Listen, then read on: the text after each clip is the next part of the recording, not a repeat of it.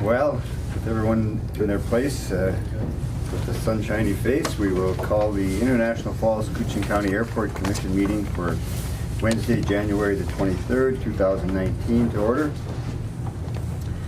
And I know public comment, I know you folks are here for an issue, so is there anyone else that has public comment? Not, we'll move to the minutes of the December 19th meeting. Move on the minutes. Motion by Commissioner McBride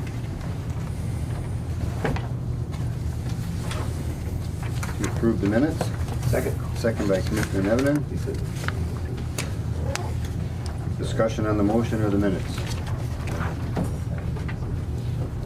Seeing none, all those in favor of the motion to approve the minutes signify by saying aye. Aye. Those opposed, same sign. Motion is carried. Minutes are approved. Thank you. We go to the financial statement. We have claims of $505,328.37. Those are regular claims. And then we have the terminal project for Ameribridge, $10,949.58. And then on the terminal project phase 2, we have claims of $436,908.81. And then on the runway reconstruction project, we have $87,490. And on page 6, the items listed that have been paid, the utilities that have been paid ahead of $3,296.50. If I may. Please. Regarding the jet bridge, we have additional issues with it.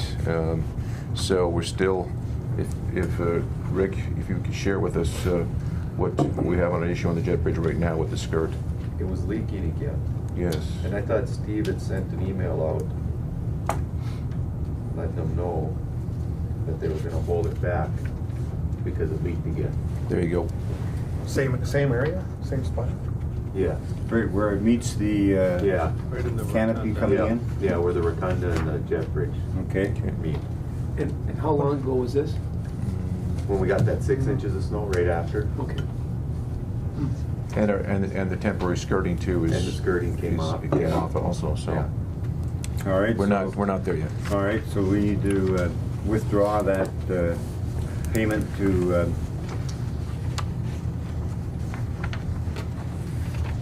To Marebridge? Ameribridge for $10,949.58.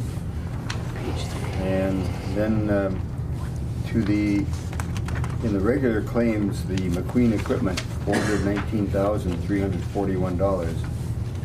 What do you suggest, or how do we, so what is the timeline for delivery of the April. room? And McQueen was aware of that from the beginning.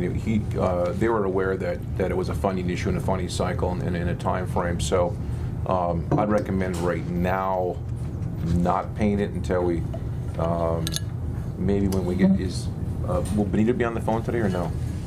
I don't think so. I think, but Benita's not going to be on the phone, was she? No, she's No. having knee surgery today. That's what I thought. She was having But, surgery, so. Kind of hard to pay that without.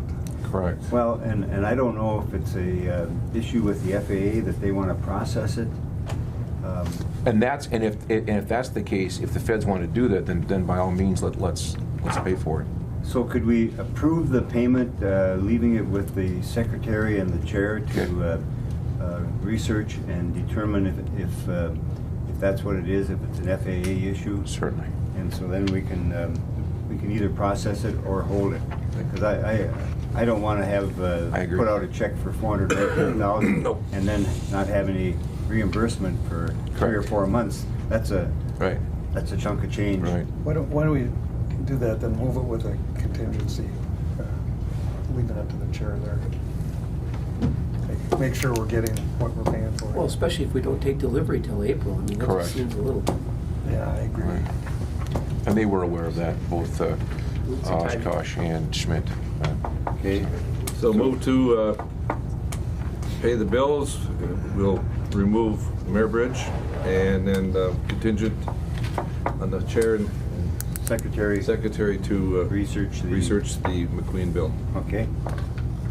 We have a motion by Commissioner McBride to approve the payments of the claims, withholding the Ameribridge claim for $10,949.58 because of the issues, and contingent on the McQueen equipment bill of $419,341. And that's with reimbursement from FAA. Yes, based on reimbursement from the FAA on that equipment. I guess it would be timely reimbursement. Yes, that's exactly what it would be. And they're gonna reimburse it, but it could be. Yep. Second, Mr. Chair. Second by Commissioner Pavlik. Question. Please. Is that a design flaw in that bridge? You know, this is the second time it's happened, and we're gonna be running out of our warranty. That just makes me wonder if, my fear is they're gonna come up and do a fix again that'll be temporary, and then our Absolutely. warranty's gone and it's leaking again. Definitely. I really depend on you on leaks, because you were right on the roof too. Yeah. But this just seems that the fact that it's happened again, you know, just makes us nervous for the future, I think. Right. Well, one of the issues is the scupper from the eyebrow drips on it. Because when it was leaking, like the second day, there was no snow on it, but it was still leaking. Wow. Because the roof, it was melting off the other roof Yeah. and running down on top of it. Well, anyway, just, I think we need to make sure it's Right, we should fixed correctly retain before the we. 10 right now and be sure that, you know, When's our warranty up? I think the year is up. Yeah. it's up. It is. Yep. But I think the big hammer is the money. Yeah. All right, thank you. Thank you. One other thing, Mr. Chair, on the motion. Yes. Just, could you alert us as to what you discover on that? Because I'm just really curious about that, about the timing on that. On the McQueen? On the Queen, yeah. Yep. It's a lot. All right, we will let you know what we find out there. Further questions or discussions with regard to the payment of claims for the financial report?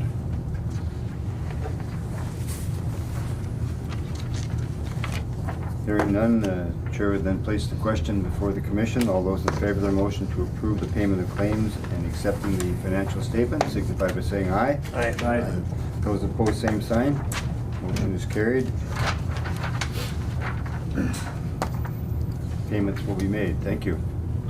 We'll go to the engineer's report, and I'm not sure who we want to start with. I know that maybe Rick can give us an update quick, and then we'll move to the issue of the weather balloon with the family that has the property across from the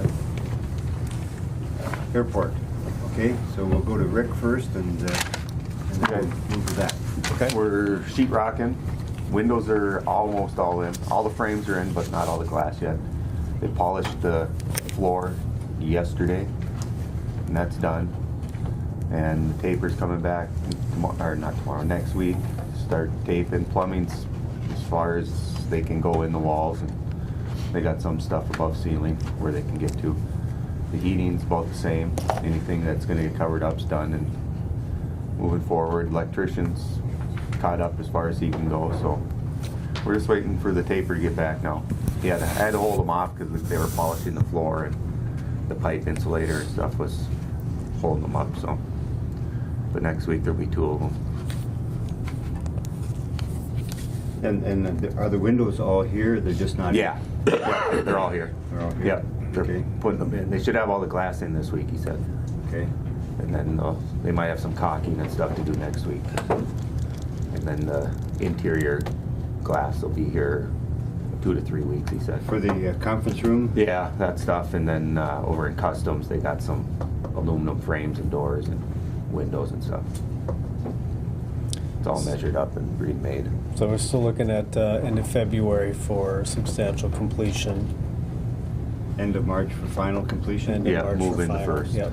April 1st. Moving in April 1st. And so how about furniture for the customs and border protection, what is That I haven't is heard that nothing. there? Is that Was there? that in the email? It's not. Destin, has that been ordered yet? The waiting seating has been ordered, yeah, it's part of the beam seating, so that's my understanding that they've ordered that. Yes, There's that's some specific equipment from some of the secured spaces that we're still trying to line up what they actually want. So it's kind of penitentiary grade stuff for some of the holding rooms that we're still trying to confirm, so.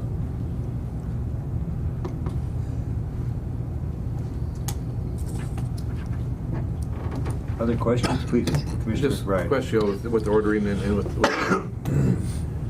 FAA and the government shutdown. Are we struggling at all with any payments from FAA? Has there been any issues? The FAA can still make payments. They still can make payments? Yep, so the ADO that we work with is still functioning.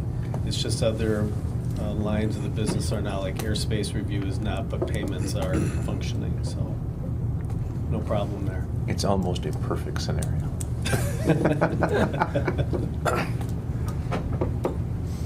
Mr. Chair, did you introduce this youngster to? No, I haven't. Yeah, we Thank should you. probably let him know Yes, who we this should. guy is. Well, welcome Commissioner Walt Buller, who is the city councilor and representing the city on the Airport Commission.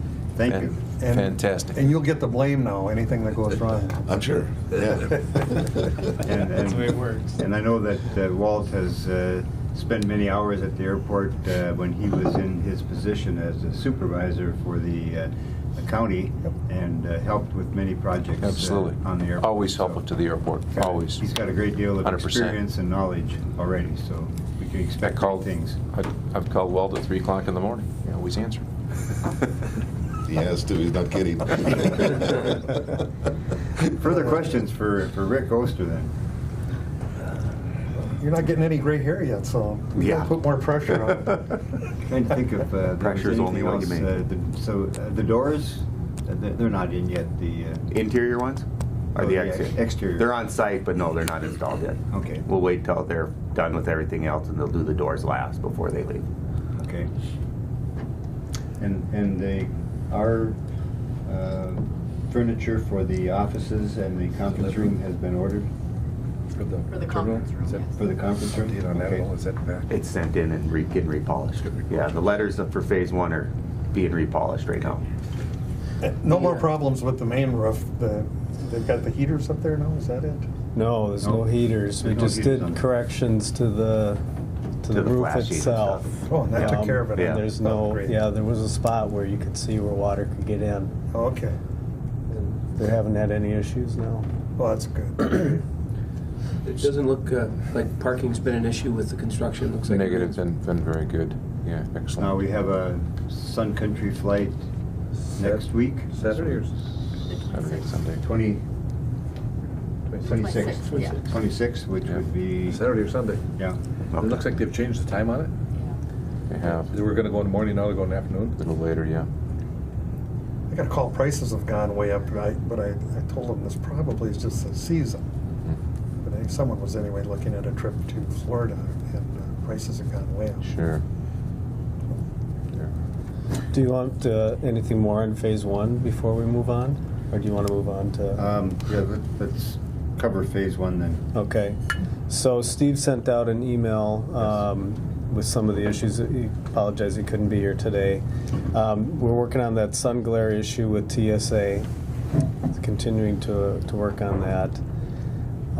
We really haven't, there hasn't been any sun glare issues this year. so not really. It's been far, cloudy, so yeah. we haven't been able to really figure out where it's going to go. The Delta kiosk sun glare issue, those blinds have been ordered. And we just talked about the stainless steel letters for the front of the building. Digital advertising, Nathan has coordinated with Marco and Shipley to resolve the licensing issue. Shipley should have completed by now. It's not. It's not completed? No, he sent an email separately last night saying that he still needed something from Nathan or Okay. so. All right. So we'll talk about that. We have a 10:30 meeting here today, so we'll talk about that. Baggage handling and service with Logan Teleflex. waiting for confirmation still on a date for their technician will be able to come to the airport. He sent an email yesterday saying he would call in the afternoon, but I never heard if he got a hold of him or not. Okay. The biggest issue we've been dealing with is the boiler. That second boiler has not been, it still goes out. Take it off your list. Yes, please continue. So what we did, the design team took a look at that. The design team wrote a letter to the contractor saying it's not a design issue because the contractor was thinking it was a design issue. It's not. It's not an installation, but the letter has been sent to them for them to now come out and try and figure out what's going on. We believe it's something with the boiler itself. This is a new note that I haven't seen, but they are working to install an alternative test vent intake pipe to monitor that to see if that will resolve the issue. What they were thinking is that it's getting some backflow in and it's shutting it down. But it's only happening with the second boiler. It's not, the first one is operating. The first one has got some issues too. I mean, it shows some warning signs, but it doesn't stop Correct. functioning. The other one shuts down. So that's where that's at right now. And correct me if I'm wrong, gentlemen, but we're carrying the load is on number one, is carrying the whole thing right now, Yes. correct? Yeah. Especially in these temperatures. Yeah. Is And it designed to just operate on one, or is it designed when it gets really cold? Is there a threshold where they both hit? my understanding is, I think in the software that was supposed to come online on a high demand. Yes, but I don't know if one can handle it or not. I don't know if it's designed where. Yeah, It I has don't know been. that answer. Yeah, It's fascinating. it has been. Yeah, but obviously we're running on one boiler. Right. Well, and will those two boilers be taking care of the phase 2 Yes. terminal also? Yep. And they are right now too. Oh, is it? Yeah, it's Which heating is the floor amazing. in So phase 2. we don't have temporary heat in there? We do. Well, no, our temporary heat's off the boiler though, Okay. because we got the in-floor heat going and then just a separate unit heater that's running off of it. Okay. Yeah, Nightmare broke down at temperatures like Yes. once or A severe nightmare. wow. Yes. There is a response from the manufacturer. They want us to reset both of them by shutting the power down. I don't know if I want to do that. Let's wait till summer. Yeah. Everything has been done. Where's to the that. manufacturer at? Do you have any idea? The supplier's out of Minneapolis, but I don't know where the manufacturer's I out of. think Florida. Probably. Yeah, Yeah, they you've got can to come tell up them and what do the it. temperature's going to be Right. in the next couple days. So Next 10 days, it's all there's negatives Yeah, everywhere. I suppose like a computer, that's how they're thinking, shut everything down. let everything They sit. said turn the power off, let it sit. But you gotta do both of them so they stay in sync, Right. is what it said. And then there's a couple other things you gotta do when you restart it. So they said they'll talk us through it, but I don't know if I want to do it. well, I think that's a risk with a capital R. Yeah. Oh, definitely. I'm not sure right now is a good time to be experimenting. Can you restart that second boiler manually? You can, but it hasn't been staying running. Oh, it won't stay Yeah, on. I haven't tried for a week, but There's not a manual setting that you can... there is. You can go in But it and still clear the takes- code, and then it goes through all its stuff and tests, and then it'll fire, but it don't stay running. It sounds like a venting type issue. I mean, it's... Something's happening. Yeah, it says it lost flame. in That's run. all it says is lost flame. Lost flame and run.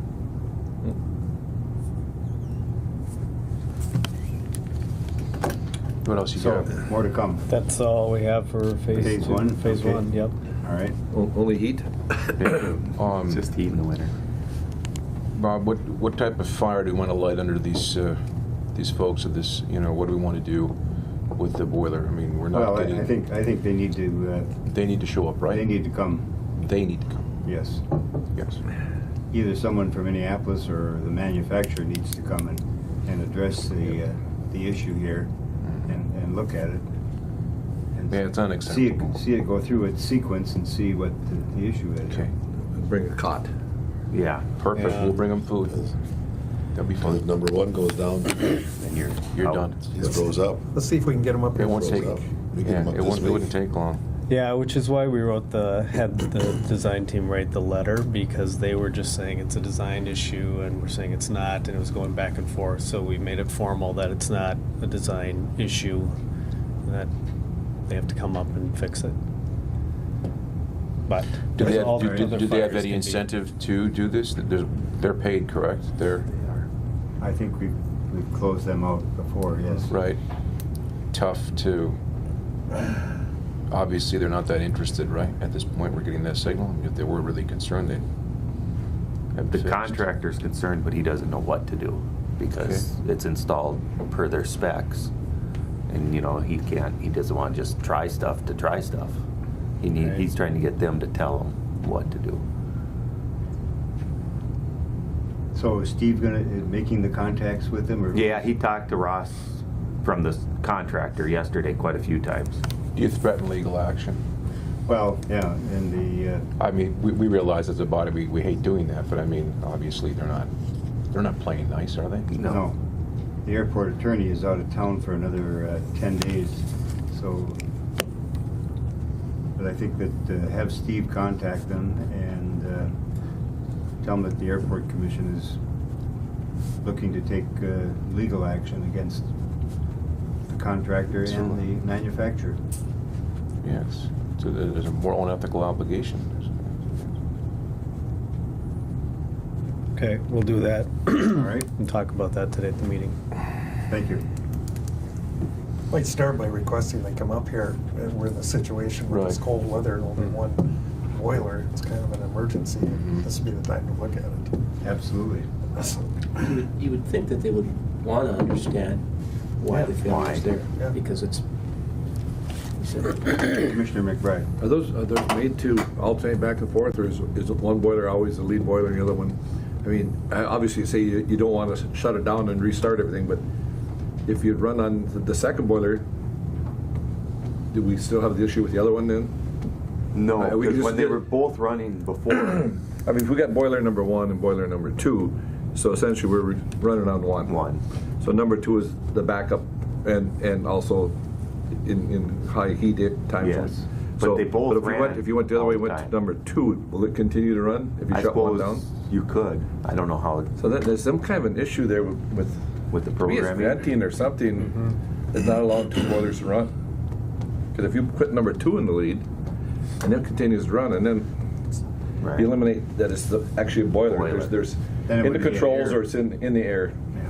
I mean, have we seen high wind, anything like that affecting? There's no rhyme or reason to it. No, because the wind direction's I think, different. you know, right now in this cold weather, probably something we don't want to do, but if we get a warm trend and we're still having issues, I'd Shut one down. try to put number 2 in lead and see what happens if it runs. That's a good idea. But my question is, should we be doing that? Because No. once we No. start doing Well, it, we need their help, but those are we suggestions, don't want I'm to sure take they'll that try. liability. But- That's Yeah. the main thing. Do they Well, and both- that's just it. The venting right now is installed in the way it's supposed to be. But manufacturer's something, specs, yes. yeah, but something isn't working.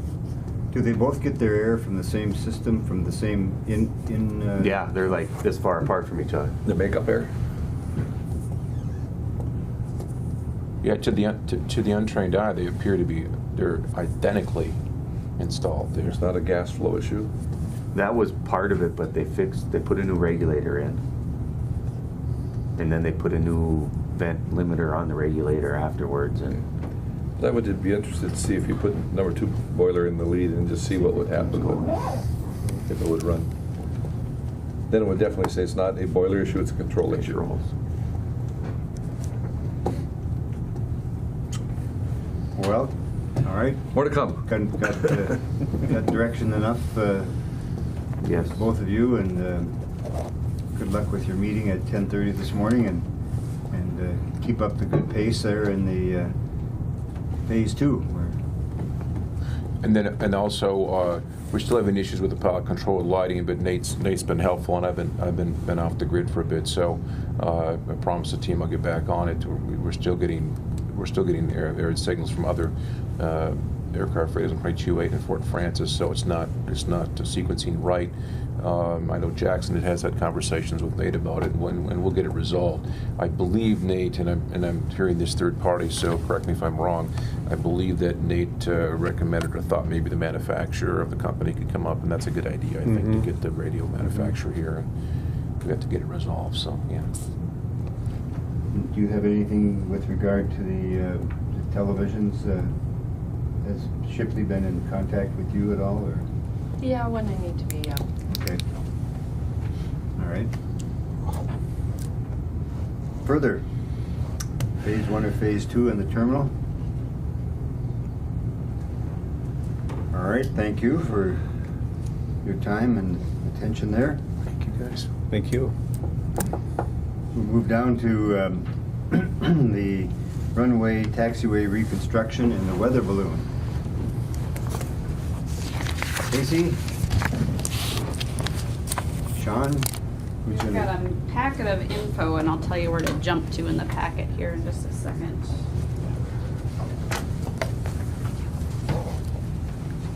Thank you.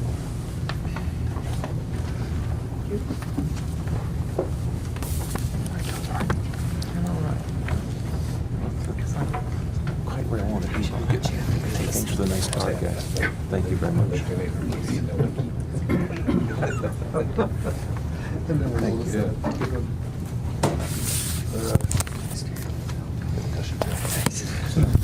All right. So we're going to jump ahead to, I guess, item 3 on the agenda. I'm going to start with the environmental assessment, and then we'll get into the land acquisition. So as we talked about at the last meeting, the runway and taxiway project, kind of each of the phases as we've been going through them had continued to qualify for the categorical exclusion. That's kind of the quick checklist version of environmental review that the FAA does. So that's the simplest type of environmental review. However, as we started looking at the need to relocate the balloon launch facility to accommodate a temporary runway on the taxiway, and we went through the alternatives analysis, the alternative that was chosen was to relocate the balloon launch facility to a property across the road from the airport. So if you jump ahead to, there's a figure of the property in your packet. And would it be helpful for the family to move up here? And Randy or some of them, do you want to move up here and, Yep. and make sure that you're It's a single page.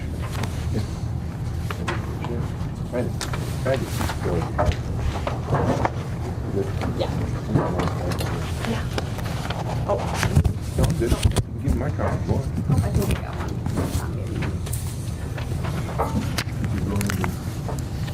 Sheet number 11. So the alternative that relocates the balloon launch facility across US High, or that road name is County wrong, Road. the Yep. county road. 108, yeah. 108, was selected, and the reason, that alternative, just to provide some background, was selected is that by taking it out of that area, kind of to the southeast of the apron area, that allows for future hangar and aircraft parking apron expansion in the future. That's one of the few areas that's really kind of a nice Just a upland single area where the building area could be expanded. So by choosing this site, we're allowing for future potential expansion, kind of preserving those opportunities for aviation expansion. Back to the environmental review, once we chose this site, it triggered a different type of environmental review because the property to be acquired is over 3 acres. So that triggers us into an environmental assessment, which is what we talked about last month. So we are moving on that. Part of that effort is we are going to complete what's called an environmental site assessment, a phase 1 environmental site assessment. So what we'd like to do is just do a walkthrough of the property. Basically, it's not a determination that says, it's a evaluation to identify potential environmental hazards. So the things we would be looking for on a property that we acquire is there a gas station on the property or some sort of land use that would have a high potential for contaminants or things like that. So we would like to do that today, and we can talk more about that, but that is one piece And that kind of small study then feeds into the environmental assessment. Another part of that effort is we'll do research on the parcels. So that's, you know, does the MPCA have a registered leak site on that parcel? Are there records of there being, for example, like a gas station on that parcel? And then look at historic aerial imagery. So that's kind of all office research, but we do that as well. And this is all required as part of the FAA grant, so you need to do all this stuff in order for the FAA to consider it for funding. In order to get the refunding or get the funding for that. Right. Want to introduce? Yes. Are you ready? I'll get to you in a second, but why don't we introduce? Yeah. Yeah. We should probably maybe introduce ourselves and for you as well. Yeah. Commissioner Walt Buller, yes. Yeah. So I'm Casey Nowicki. I'm a planner with SEH. So I do airport planning and environmental work. And I'm Sean McMahon, airport engineer with SEH. He's a pilot too. Yep, and He's the driver. and a part-time pilot. My name's Jason Alt. I'm with ProSource Technologies. So we're a professional land acquisition relocation firm, also licensed abstractors. So How do you spell your last name? Alt, A-L-T, A-L-T. What nationality is it? German. German. Direct translation to old. And then Starting to get the gray hair, so I'm not. Well, you're going to fit right in. And you're based out of? I'm based out of Minneapolis. Yeah. And then we have Randy Schoberg. Randy Schoberg, I'm sorry, yes. No, and so Randy is the property owner that we're looking at here and at the possibility of acquiring. And Seth acquires her also? Okay? And Randy's wife. Yep. Welcome. Thank you for being here. All right, continue, Casey, please. All right. So if you jump to the next page in your packet. So the weather balloon launch facility relocation, so there's the environmental step that we have to go through, but then there's also just the land acquisition process in general. So the first kind of easy step that we're working on with the FAA is item B there, or B1, that's the airport layout plan update. So those are the 11 by 17 sheets in your packet. We're going to be submitting these to the FAA, and it probably is easiest to look at sheet 8. It's the second 11 by 17 figure in your packet. So if you look at where the terminal building is, and then where the apron expansion is on the terminal ramp, that's the blue pavement there, kind of to the southeast of the terminal ramp. You can see that we've now identified that area in orange. This is future, what we're calling general aviation development. So this area, while it's not, you know, extensively planned out because we don't know what the need is going to be, we're showing that we're preserving that area. So it could be additional ramp expansion if that's needed. We could look at putting, you know, larger hangars down there because in the end, this area likely makes more sense than the other area that's shown, you know, further expanding your existing building area to the north since that area is so wet. So this area, you know, you could do with, you know, minimal to no wetland impacts. It just makes a lot more sense to expand to the south. So we've identified that area in orange, and then we've also identified the future property to the east there, the Schoberg property. So what the airport layout plan does is it just shows basically the intentions. It's not an obligation to move forward with this plan. It's basically just saying that this is kind of the general intent. The important thing about the airport layout plan is anything you do on your airport or with federal funds has to be shown on your airport layout plan. So that's why we have to update this as kind of one of the first steps. Does that make sense? So we're going to move forward with submitting this to the FAA, and we'll talk to them about it on the 31st when we have our next project meeting, which we'll talk a little bit more about as well. So after we submit the airport layout plan, then really we're ready to start the land acquisition process. So that's why we wanted Jason to come today and kind of talk about what that process looks like.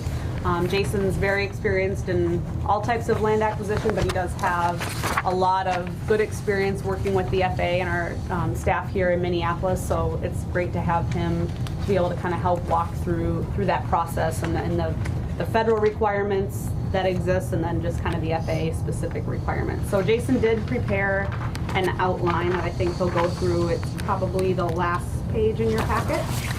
And I'll turn it over to Jason to kind of walk through that. Mr. McBride? Just one question, just for the board and for Randy, Yes. you know, we're talking about this in land acquisition, just, You bet. I guess I really want to, Randy, I mean, you have interest if everything works out to sell the property? Correct. Okay, I just want to make sure everybody's comfortable with that. I don't want to be stepping in something and you're really not Certainly. interested, so. And I've known Randy literally all of my life, and I just want to assure you that we're very interested in taking the very best care of you and your family. I've worked with these people for decades, and I trust them holistically, so you're here in good company, Randy, I promise. And if there's an issue, come to me, okay? I trust you. I promise. Thank you. Please. Well, I wanted to start out with just kind of introducing myself and our firm. We've been around for over 25 years. I've been doing this work for nearly 20 years myself. I have a background in and a love for airports and airplanes. I have a degree in airway science management from the University of North Dakota. I'm a private pilot, not active because I'm too busy still working and all that sort of thing. But we do, our business really is very broad as far as our clients. We do a lot of government work for disasters and for roads and power lines and pipelines and that sort of thing. Airports was sort of a business line that I brought to the company when I joined, just because I told them if I couldn't work at airports, I didn't want to work there. So right now, you know, it's probably about 8% of our business, but it's something that I really enjoy. And so when we have airport projects, I'm always directly involved. So you're getting one of the project principals basically as a project lead, and I'm very hands-on, and it'll essentially be me, you know, working with you directly as we go through the process. So Very good. The pipeline work's got to be the most interesting. It is. Yeah, I stay away from that. I specialize in land acquisition and relocation. That's really my background. I've worked at all size airports. I've worked at Los Angeles International. I've worked for just about every single airport in the MAC reliever system, all sorts of airports around Minnesota. We do work in Iowa as well. So, Where do you live? I live in St. Paul. Okay. So Centrally. we're a national firm, so we do work all over the country. We're working on basically a major power line project in New Mexico right now that we're bringing power and utilities to a monastery.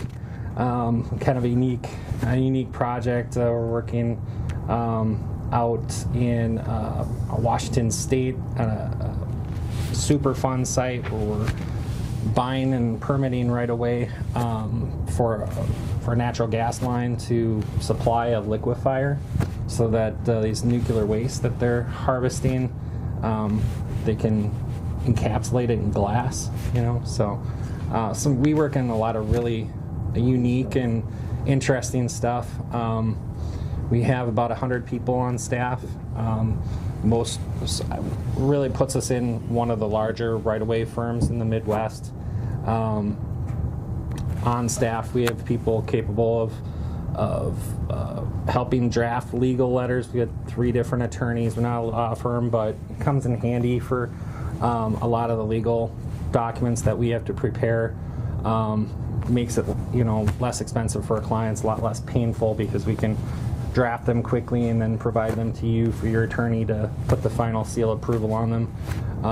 And we don't, you know, need to charge the $400 an hour to do that. We're very reasonably priced in that respect. We have internally, we have some capabilities for abstracting as well. We're a licensed abstracting company. I think right now we have 5 or 8 abstractors on staff. So that's something involved with this project that we likely will be helping you out with. So unless you have any questions about that, I'll just jump right into the outline. One other thing we should probably talk about is that we've had a long-standing relationship with ProSource. I don't know how many years we've worked together. Yeah, I've been working with Joel pretty much all my career. Prior to him leaving, I consider him one of my mentors, and really when I first joined ProSource about 13 years ago, he was really the person that helped me start working, in airports, and so we've had a great relationship, and we typically do, 1 or 2 projects a year, and we always seem to meet at South St. Paul for some reason. And I actually had interned at South St. Paul and at the MAC, so good you think we should familiarity. trust these guys? Huh? Yeah, they're good people. Okay, all right, just checking. Well, and I have to say that too because they're my ride home. So. I thought we were meeting in the terminal, so I didn't bring boots. So I got to be nice to them. Very nice to John. Yeah, I got to be nice. Got to be nice. So, I want to talk about the process very, high level, and then feel free for this to be conversational and to be able to interrupt me and ask questions as we go along. And this is really going to be kind of a preview for, some of our first meetings that we have together. And so don't worry if you don't catch it all now, because I'm required to go through all this stuff with you, and I'll want to do that for you. So the reason I think primarily that I'm here is that the FAA requires you to follow the FAA Order 5137B, okay? And I'm sure you guys have heard of this regulation before. That's essentially an interpretation of 49 CFR 2024, okay, the Uniform Act. You following me still? Yeah, we're there. So, typically, airports, in particular, like to hire an outside professional firm in order to facilitate these types of projects, because this law is designed to protect private homeowners, business owners, and so forth, and it really puts whoever's administering a land acquisition relocation project like this, really puts them in a position where they're to be an advocate for the landowner. And so that's often kind of a weird situation, because the entity hiring me is like, how does that work, But my obligation under the law is to maximize the landowner's benefits. So whatever they are going to be eligible for in accordance with the law, that's my responsibility to advocate on their position. And so it's a great assurance for landowners, because the law is set up to be fair, consistent, and equitable. Treat everyone the same. And so that's really one of the major reasons why we're hired for projects like this. It's hard for an entity to do that directly. Sometimes that even if they're making their best faith efforts to do that, sometimes it just doesn't feel that way. And it's not like I'm saying that we have an open checkbook and so forth. I mean, I'll get to be the bad guy sometimes too and say, no, we can't do that. But it'll be fair and equitable and in accordance with the rules. It's good to have a third party in a small community, because Yeah. we all know each other. So that's good. The land acquisition process in brief, I'll walk you through that. We like to complete initial title report. We typically pull a 40-year O&E.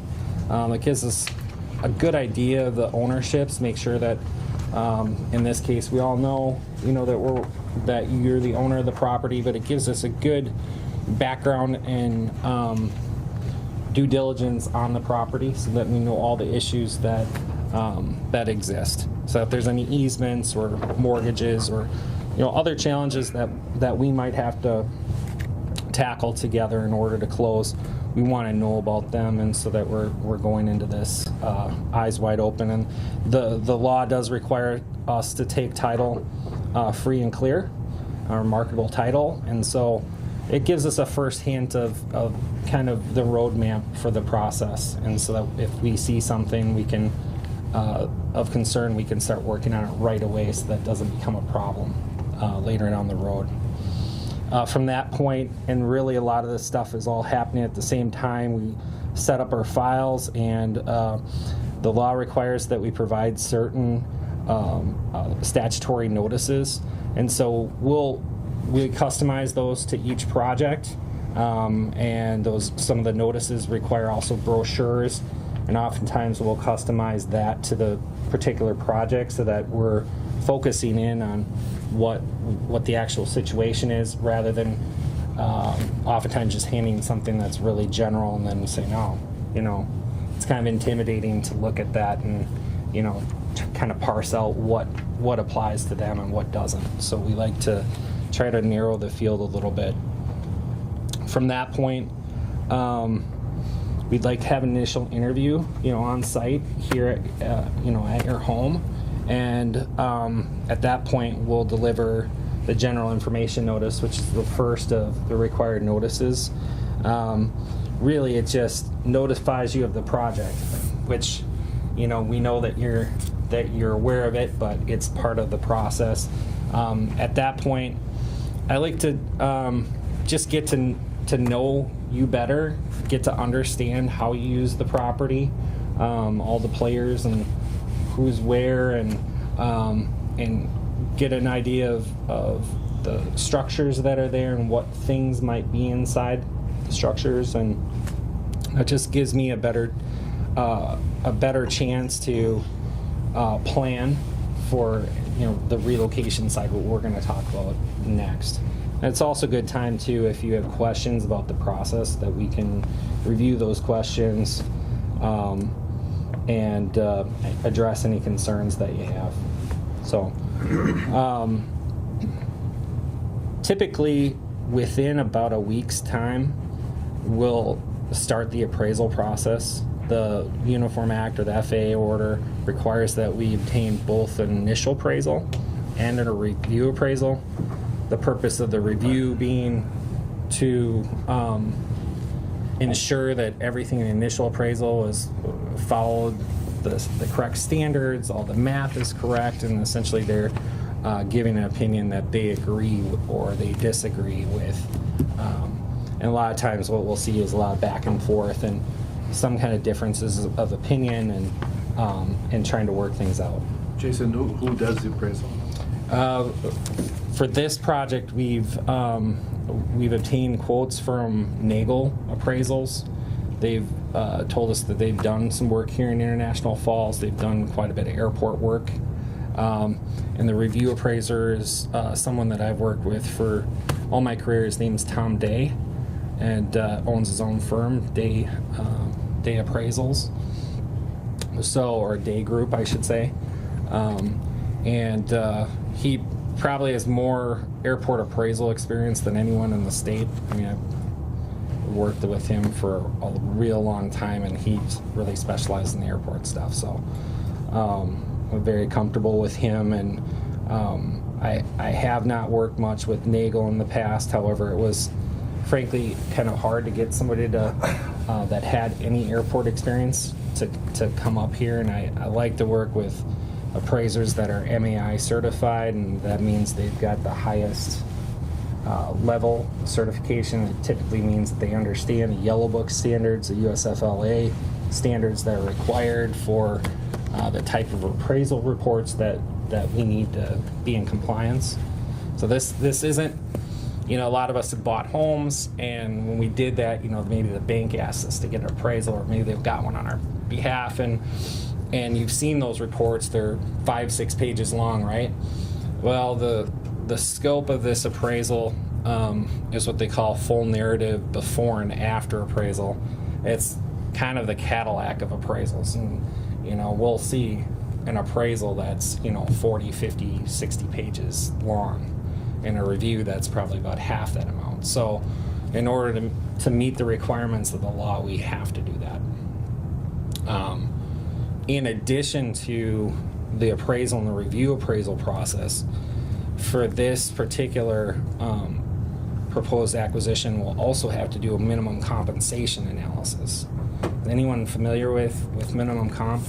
There was a state law, or state statute voted in several years ago, I guess 5 or 6 years ago now. It's fairly controversial.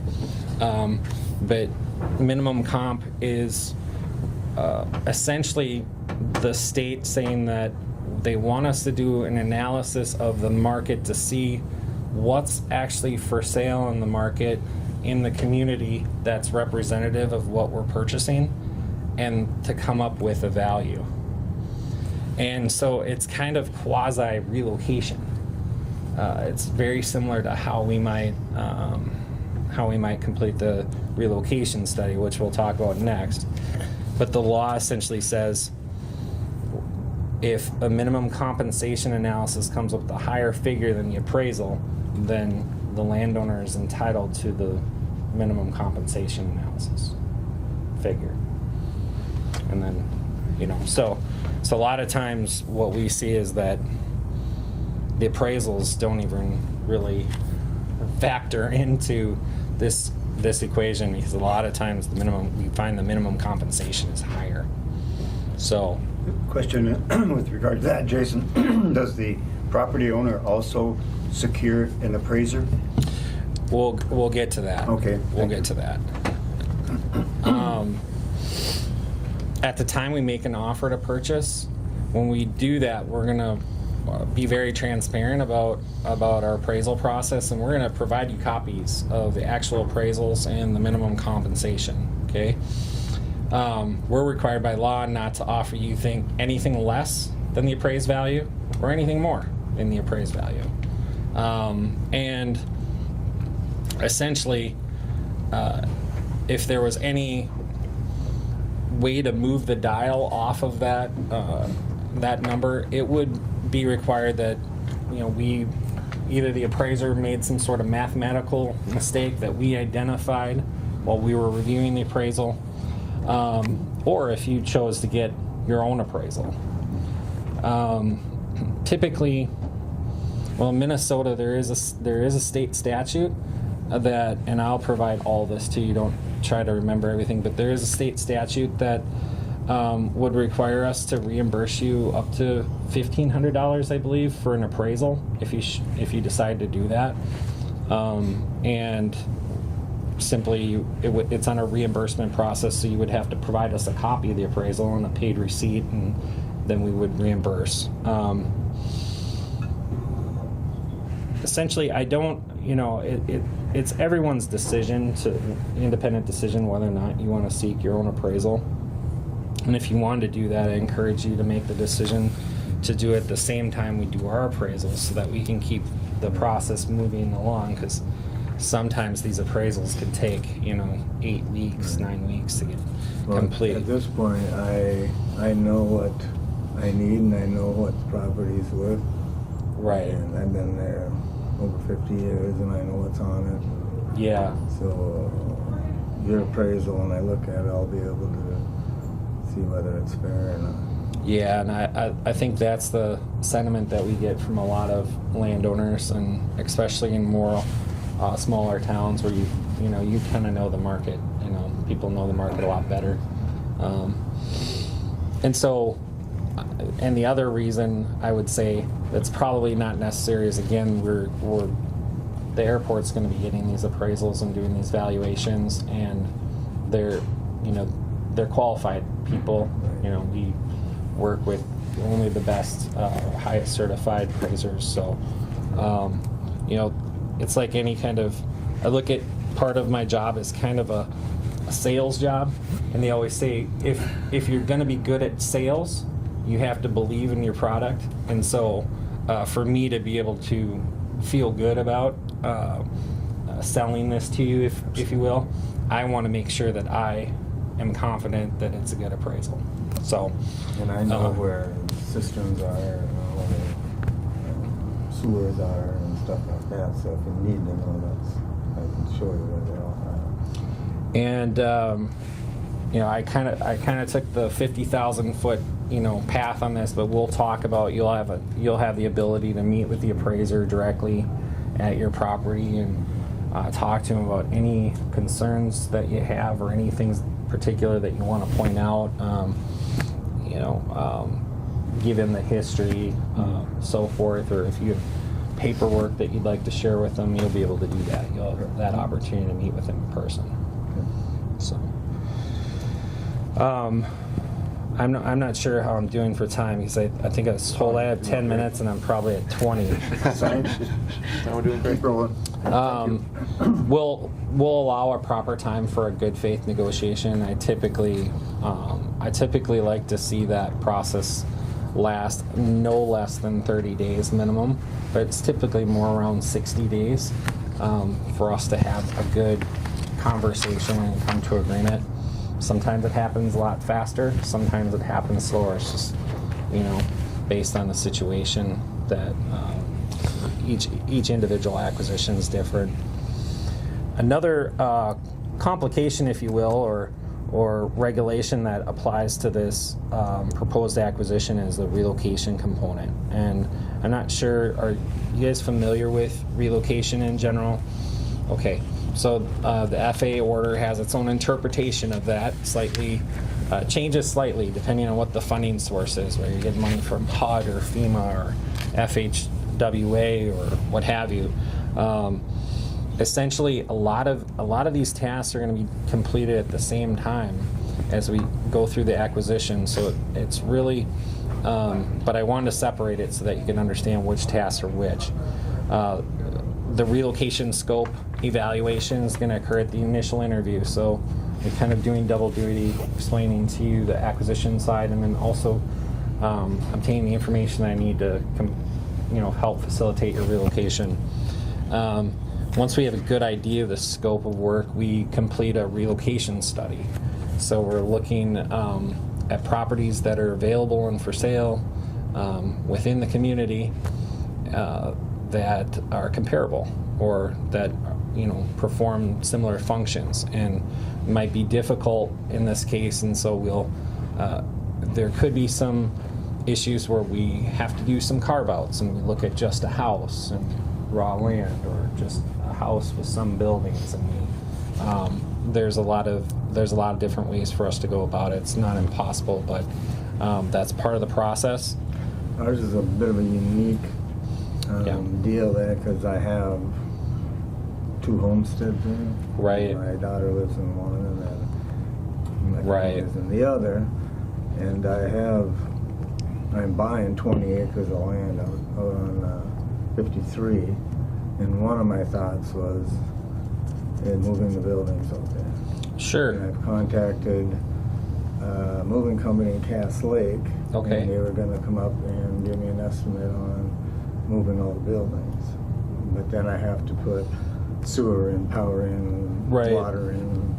Yep. So that's kind of one Casey of the things I'm anticipated looking that, so I have it on the agenda here to talk a little bit about that at the end, and so we can Right. go through that. I've moved thousands of homes. Good. All of New Ford Town, Rich Acres. I was involved with that. We moved a lot of homes, surprisingly, in LA around Los Angeles World Airports. There were a lot of homes that were moved.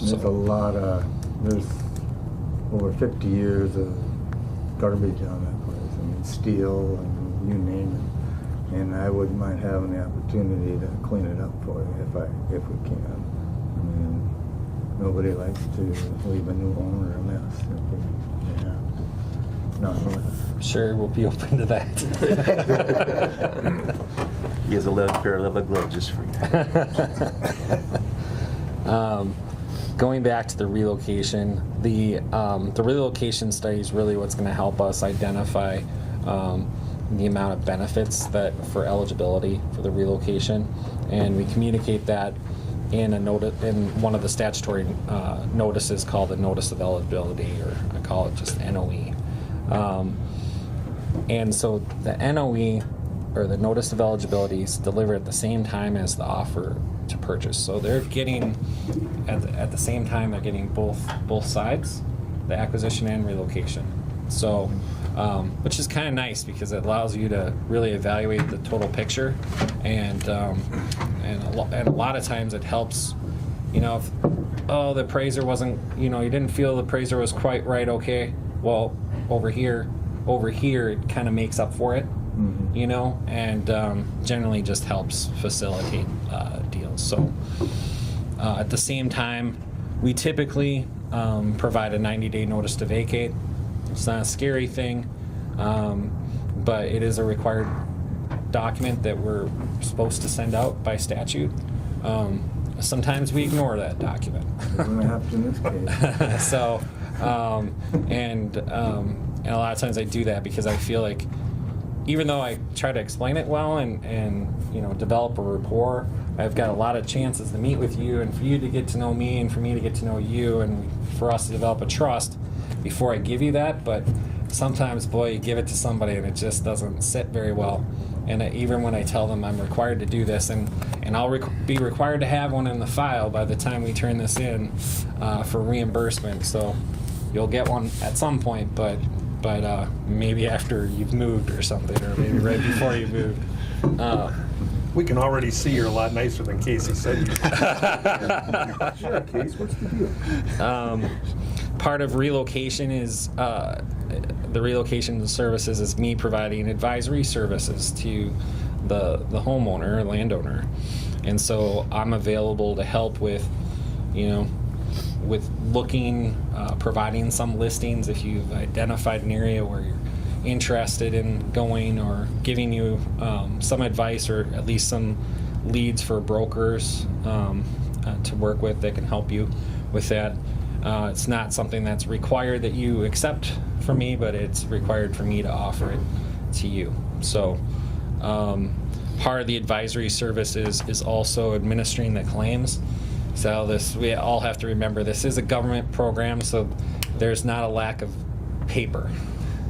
And every time we have to make a claim, I'll be assisting with filling those out for you and explaining them to you and getting you to sign them before we can issue any kind of benefits or payments.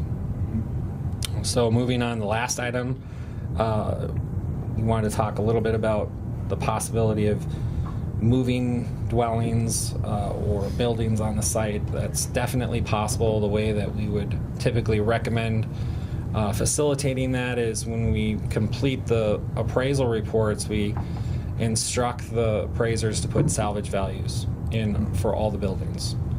And the law requires that we get fair market value for anything we sell, right? So that establishes a fair value. It's also connected to, the property value, which is really nice. And so it's kind of hard to argue one is less than the other, It all kind of ties together really neatly, and it makes for a very clean deal. And then we simply sell the structures back to you after the acquisition by way of bill of sale, and then the city or the airport commission can talk about drafting an agreement for the actual move, because we have to remember that's our property at that time. And so we do a lot of we've done a lot of these, and I think it's just a good practice, just to kind of protect yourself. Is a lot of times, and I'm sure your guy is great, but a lot of times house movers they're cowboys. I've seen houses come off rollers and hit parked cars. I've seen them, hit the street signs and just all sorts of crazy stuff. Good or not. Yeah. So we just have to be conscious of that and make sure that we're protecting ourselves, and we'll be available there for you as well to give you any kind of advice that we are able to do in that respect. Jason, are you familiar with movers in Minnesota or building movers? Have you? Yeah, back in kind of the heyday of when a lot of house moving was being done, there was upwards of 20-some home movers in the state, and it was a pretty big business. I mean, one guy that I know of was buying so many houses, he created his own community up north someplace. Just bought like 80 acres and made a development of moved-in homes, and what a great thing for first-time homeowners or people that have credit problems or what have you. Could buy a brand new home for back then $50,000-$60,000. And I'd say it's brand new because you know, it doesn't look so from the outside, but when you come in, you know, usually the sheetrock cracks, so they have to redo all the sheetrock. You've got all brand new mechanicals. You usually have a brand new basement. You know, for all intents and purposes, you're moving into kind of a new space. So at this point, there is still house moving going on. We actually have a project in Richfield, Minnesota right now where that we're involved with, where some of these homes are built back in the 40s and 50s, and that's back when 1 by 1 was actually 1 by 1 or a little bit more than that. And so those houses are prime for moving, and I know that there's still people out there doing it, just not nearly as many. There might be a couple firms in the state now doing it. It's hard work, it's back-breaking work, and it's risky. You know, you're moving something that, you know, takes a lot of smarts and common sense to. And we just had a building moved in the city here. Yeah, Big log building. Yeah, over by McDonald's. yeah, that was Sealander. Sealander. Yeah. Had that building moved. That's the guy from Cass Lake moved that. Oh, is that the one? Yeah, and Okay. he charged them $9,000 to make it. Okay. I had a house moved myself in younger years. The school students built the house at the school, and I can tell you they put a lot of nails and wood together, and the house was really solid. But we built the basement and moved the house on, so it was it's an experience. Yep, my grandpa built a house, and they actually moved the garage up. So this garage that's at their property is from, geez, like the 20s. Of course, they've had to patch it up here and there, and they've had fires and everything else. But yeah, that's I think it's a great thing because we're recycling, you know, materials that are good materials and buildings that are structurally solid, and I think it's a good thing whenever we can do that. Another small issue is my wife works at home, so she'll have to have a place to keep working if we decide to go ahead and move the houses or whatever, so she'll have to keep on working. She can't get off work for Please. If I may, for any of these meetings, whether it's public or private, and you and Randy want to meet, you're sure welcome to use our conference room at any time. Oh, that'd be great. Yeah, it's comfortable. That'd be great. It's comfortable. You have total privacy there. You guys I'm not too far away. Very close. This focus discussion right now, of course, is with Randy and his wife, and then we've also had a discussion in the past about the Boyer property. Where does that play into this? Brian, we've talked to the county side about purchasing the Boyer property. Is that fundable on this? Would the FA fund the purchase of the Boyer property, or would that be a purchase from the county? I think that would be the county or through the airport, because Okay. I don't think that would be through FAA purchase. I don't think any of that would And I'm qualify with just it. laying it out now Yeah, at I this don't point. think And that. where is the property? It's just south of Southeast Randy's. Right here, yeah. Randy, There's when did you sell that property, and how many acres to sell? there's 10 acres is sold, and how long was it?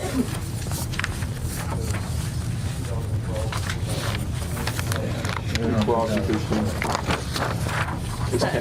Yeah, oh, it's right here, correct, these two.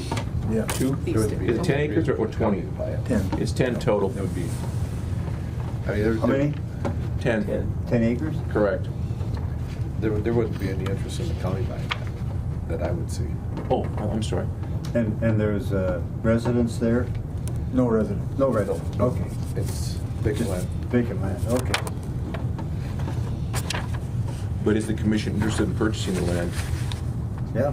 Okay, I think it's all contiguous with Correct. this, so it makes sense. yes. That would be more an airport purchase. That's what I'm saying, and so Yep. Right. just want to make sure I get an Would not be understanding. part of the balloon moving. So. Right. Yeah, it wouldn't be needed for the balloon site, so the FAA wouldn't have an interest at this time. But if the commission chose to make a purchase, But we had talked at one time Right, about and then- vacating and- the airport road. Right, and from an airport's manager perspective and from the airport entity's perspective, I would highly recommend that we take the opportunity for the airport to purchase the 10 acres, realizing it's not. Well, the opportunity's there, looking at the future. Correct. And I believe it's, yep, that's correct. Are you interested in selling? Correct. Thank you. That's Mr. Boyer. That's Mr. Royer, oh, okay. Yes. All right, thank you. Mr. Chair. Please, Commissioner Nevin. It's, you've put some timelines in here, but if all goes well, I mean, typically, how long does this process in its entirety take? I mean, I'd like to say 8 to 9 months. You know, sometimes they can go faster. There's so much of this time period that is not in my direct influence. You know, you have the appraisers, and they have a fairly I know it's, you know, a relatively small parcel, but it's very complex. So for what it is, and so I expect, you know, them alone, they could take 8-9 weeks to do their role in this, and then a lot of it just kind of depends on, you know, how well we're moving forward in the process. So. and then how about FAA eligibility? What share do they come in at for something like this? Would it be? They would fund the typical 95%. 95. And then, yep. And then the state would kick in their typical share as well. So, and Jason's very familiar with kind of FAA eligibility, and, you know, if there is any changes or ineligible things that might be on the table, which, you know, hopefully there's not, but he knows all of those and can help keep you up to date. And I don't want to scare you with the timeline. I mean, we've done this in a matter of, you know, 3 months, you know, in certain situations where essentially it's just a matter of me just getting through the paperwork so that people could, you know, rush to sign documents. But I just want to give you kind of a, you know, very conservative. I like to make promises that I can't keep. So, But, you know, for where we live, 8 to 9 months, you know, hopefully if the sale goes through, it'd be more like 7 or 8. So you move it before the right, late in the fall, you know. and so I you think get that's possible. Yeah. And then I guess maybe to build on Commissioner Nevin's question, does the environmental review have to be done first before we engage this, or?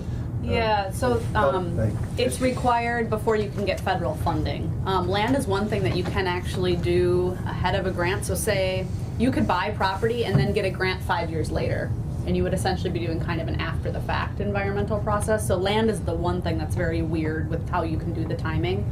Our plan is to have the environmental done by June. So I'd anticipate you'll have that environmental finding before you'd be ready to move forward with the purchase agreement.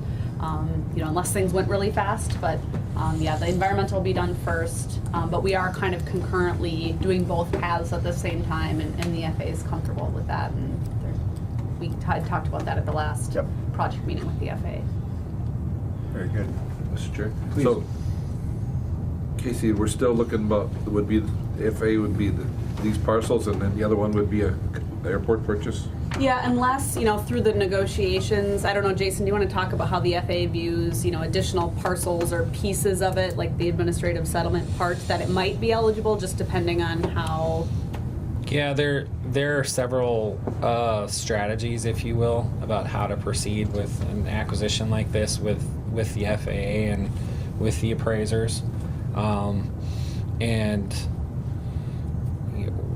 the way that I typically suggest that we approach a project like this is that we identify for the appraisers only which we actually would have public purpose for the project, and then we move forward at the same time evaluating the whole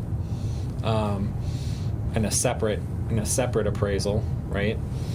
And as we get to the point of actually making, you know, or making an offer and having a discussion about that, rather than offering you the amount for the whole property, we're offering you the amount for whatever is only whatever the FAA is saying we have public purpose for, and we would accommodate the difference in what they call an administrative settlement.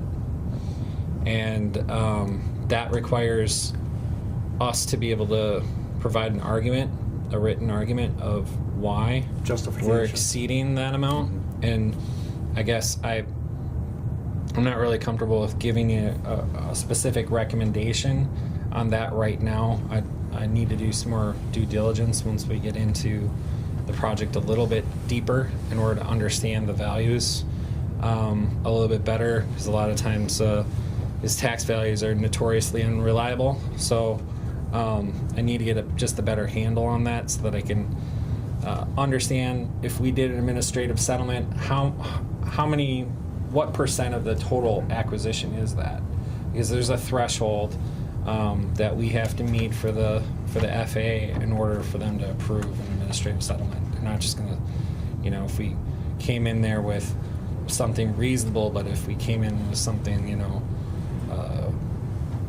12 to 50% higher, they're not going to approve it, or we're going to have a more difficult sell doing that. So, but I typically like doing administrative settlements where we're saying we're getting land in exchange for that additional value, because I think the FAA feels better about that too, because it's like we're not just paying more, we're actually getting some land in return that It's we actually can use. It makes sense to include that. Yeah. That's about what it does. Yep. So that's one strategy. Another strategy would just be able to split it into two different projects: what the FAA is gonna fund and what the airport can fund independently. And that might make sense too. It's over here we have some land that and I'm not really familiar with it, so correct me if I'm wrong, but it looks like it's wet and there's not structures on it, right? Right. So it's likely going to be valued less. It's got a lot of trees on it and so forth, so it's likely valued less than this land over here. And so you might look at that as an option, like, okay, well, let's not get into this kind of strategy session. Let's just make a decision now just to approach these as different projects, in which case we would give you advice on how to do it, how we can separate everything, costs and so forth, so that we can maximize what you're going to be eligible to receive in reimbursements. Very good. Other questions, please? It is, in terms of future planning and looking at this orange area that for in the future. Which diagram are This you would be looking at? on page 8 then. And if this all goes through, would it make sense at that time for the commission to be looking at vacation of 108 at some point along this development? We've looked at it in the past. I mean, it's controversial. It'd be controversial. It'd be interesting. There'd be no homeowners from that stretch going south, Correct. I mean, if we did move forward with the other purchase, then you start saying, well, does it make sense to approach the county, for them to abandon that road? But you have to realize within the last couple of years, we just put a couple $100,000 into blacktop on it. So It's state aid now. those too, are isn't it? issues. What's that? The state aid now too, isn't it? They moved it to state aid. It may be state aid. Yeah, You would know. I'm not sure if it's a CASA or not. yeah, it's a I CASA mean, now. if it It fits is the a CASA criteria. now, yeah. And would that area, if this all goes forward, would that area around would that have to be fenced as well? Would there be? I think what we've heard from the National Weather Service is they don't require any fencing around Okay. the facility. So just, okay. Very good. If I may. Please. So, and maybe I'm jumping ahead, I just want to make sure that I'm covering my bases. Are we still planning on having a meeting with Randy at our office at the end of this meeting, or have we covered it now, or what's our plan? I Give think me a plan. with Katrina, who is doing the environmental site Yes. assessment. Okay. So just with her. And, This would be more about that specific topic. okay, does Randy need to be at that meeting with us? I think it'd be great if he could, but it's not Okay. a requirement. Do that? Yep, don't go on tour. Okay. So what are you looking at, maybe 11 o'clock or? Yeah, whenever we, Will that work for you? Yeah, I'm on lunch from 11 Okay. Okay. maybe we plan on 11. Yeah, even if I'm not there, I don't know how late we're going to go today, but that would work. Use the conference room set for you. And then running back to Mr. Boyer, what direction we want to go with that. What's our plan from this point forward on that possible, if indeed the commission we asked them to be here today, part of this discussion, so. Well, would the commission want to make a move to secure an appraisal to be able to look at what the value of that property is, or where would we like to go on that 10 acres?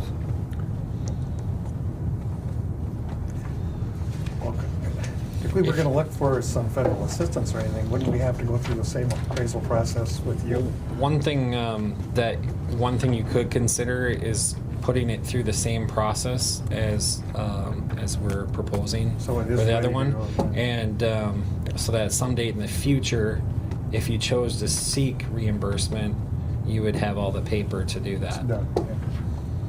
So we go through the process, just put that into the project? Yeah, if you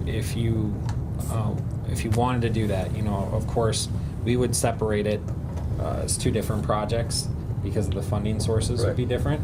So we wouldn't want to, commingle that. But if you did follow the Uniform Act, and you're acquiring these, that would make them eligible for some time in the future. Doing the appraisal, Right, it makes Casey? sense There's to no include that timeline as for an that. appraisal, even though it's Right. a separate appraisal, but Yep. And I give us an think idea. another strategy thing that we would do, so if in the future you need it and you could get FAA funding, we'd add it to the ALP and you could pursue that and you'd have all the paperwork to show that you followed the right process. But for the time being, if you did buy them, we might want to consider that the commission could buy it, but you don't have to show it on your airport layout plan. And by doing that, that leaves additional opportunity for the commission, the city, the county to use that property for airport or other uses. As soon as you show it on here, you are obligated forever and ever to use it as airport. So since you don't need it today as airport, if you buy it on your own, you can kind of just keep it on your own as a piece of land, but not show it on here. That would leave more options for the commission, city, county in the future, if that makes sense. Doesn't make sense. So given that it's contiguous, it is reasonable to include that piece of property then in the process? Well, I think that you would get some efficiencies of scale, by doing that. And even if you decided not to go through the whole Uniform Act process and so forth, I'm sure that the appraisers would provide an appraisal to you if you just wanted an appraisal and you didn't want any of the other services. Well, I guess, But- would we need to have an environmental review of that property also? I don't believe so. I think in the future, if you wanted to, you would need to do it at that time, but I don't think, I think, I'm trying to think of the logic here. I don't know if we could even put it in this environmental because we don't have the project purpose and need to be acquiring it at this time. Right. But back to the land being something that you can buy kind of proactively ahead of time, you just can't get reimbursed. I think we would just do the environmental at a later date as part of the action of adding it to your airport layout plan. So you only need to do that if you ask for reimbursement. Right. If you just outright purchase it, then you don't need to do an environmental. We do, if I could, Mr. Chair, we also have some experience with wetlands. And that's probably 15 or 20 years ago up there, 20 grand an acre. PhD. 20,000 an acre, That was so I mean. for mitigation. Yeah. Coochian County. For wetland mitigation. Coochian County, by technical definition, holds 2% of the wetlands of the United States of America. Oh my gosh. The airport, I believe, we're at 78%. Largest repository of any county in the 48. Wow. Yeah. So I That's mean, incredible. anything we do, and when we look at 10 acres, and if it's all wetlands, we're talking a ton of money to Yeah. mitigate. So that weighs into this too, is it, does it make sense or not? Right, so what direction do you go with, Right. at this point? And I guess for Casey, Sean, and the reason for doing the environmental review is because the Schoberg family owns all of this, and that may be contingent on a sale. Yeah, so even if we know the amount that we have to buy exceeds 3 acres, so that's what triggers the fact that it's an EA. So it's just the quantity of land. So it doesn't have anything to do even with that 10 acres that, we might use FAA funding, you might spend locally, that's not really the trigger. It's just those other pieces that we know we have public purpose for already exceed 3 acres. So that's kind of the triggering piece for the environmental review. If it was a 2-acre parcel that we had to buy, we wouldn't need to do the environmental assessment. I see. Okay. The environmental assessment will tell you how much wetland is. Yeah, so it ties in not just your property acquisition, but also the runway reconstruction project. So it's documenting the environmental impacts of the project as a whole. It's kind of a public documentation, public notification process, looking at what are the impacts from construction, from the land acquisition. We are going to do some temporary wetland fill on the airport for construction, so we document that. And then, we have to show that we've considered other alternatives. So that being, what if we do nothing? What happens? What if we, do these other 3 things? We have to show that we've done an alternatives analysis and kind of justify why it is that we're moving forward with this alternative, which does have environmental impacts. And then those get documented and available for the public to review, as well as different federal and state agencies. Okay. Further, Jason, anything else? I don't, unless you guys have questions. And Randy, do you have any questions of us at this time, or your family? Or Mr. Boyer? Okay. All right. So then, I guess we do have a contract proposal for the land acquisition services. I think Sean has it. So Jason put together a proposal for his services, so that includes everything that he just went through, that ProSource provides, as well as the appraisal pieces. And then we have a small coordination piece as well, and we've worked this proposal. Tracy Schmidt at the FAA has reviewed it, both our SEH scope as well as Jason's scope, kind of from an eligibility perspective, to make sure that everything is eligible. And Sean, I don't remember the value. Yeah, I gotta do the math here. We have 2 schedules. This is F2 on our agenda. Yes. So this is the SEH contract, so the engineers and ProSource are covered by this? Yep, ProSource Okay. is a sub to SEH on the contract. Yeah, and the total was 88,100, 88,100. All right. What is the commission's pleasure then with the SEH contract for the land acquisition and all of the work and appraisals and everything that go into it?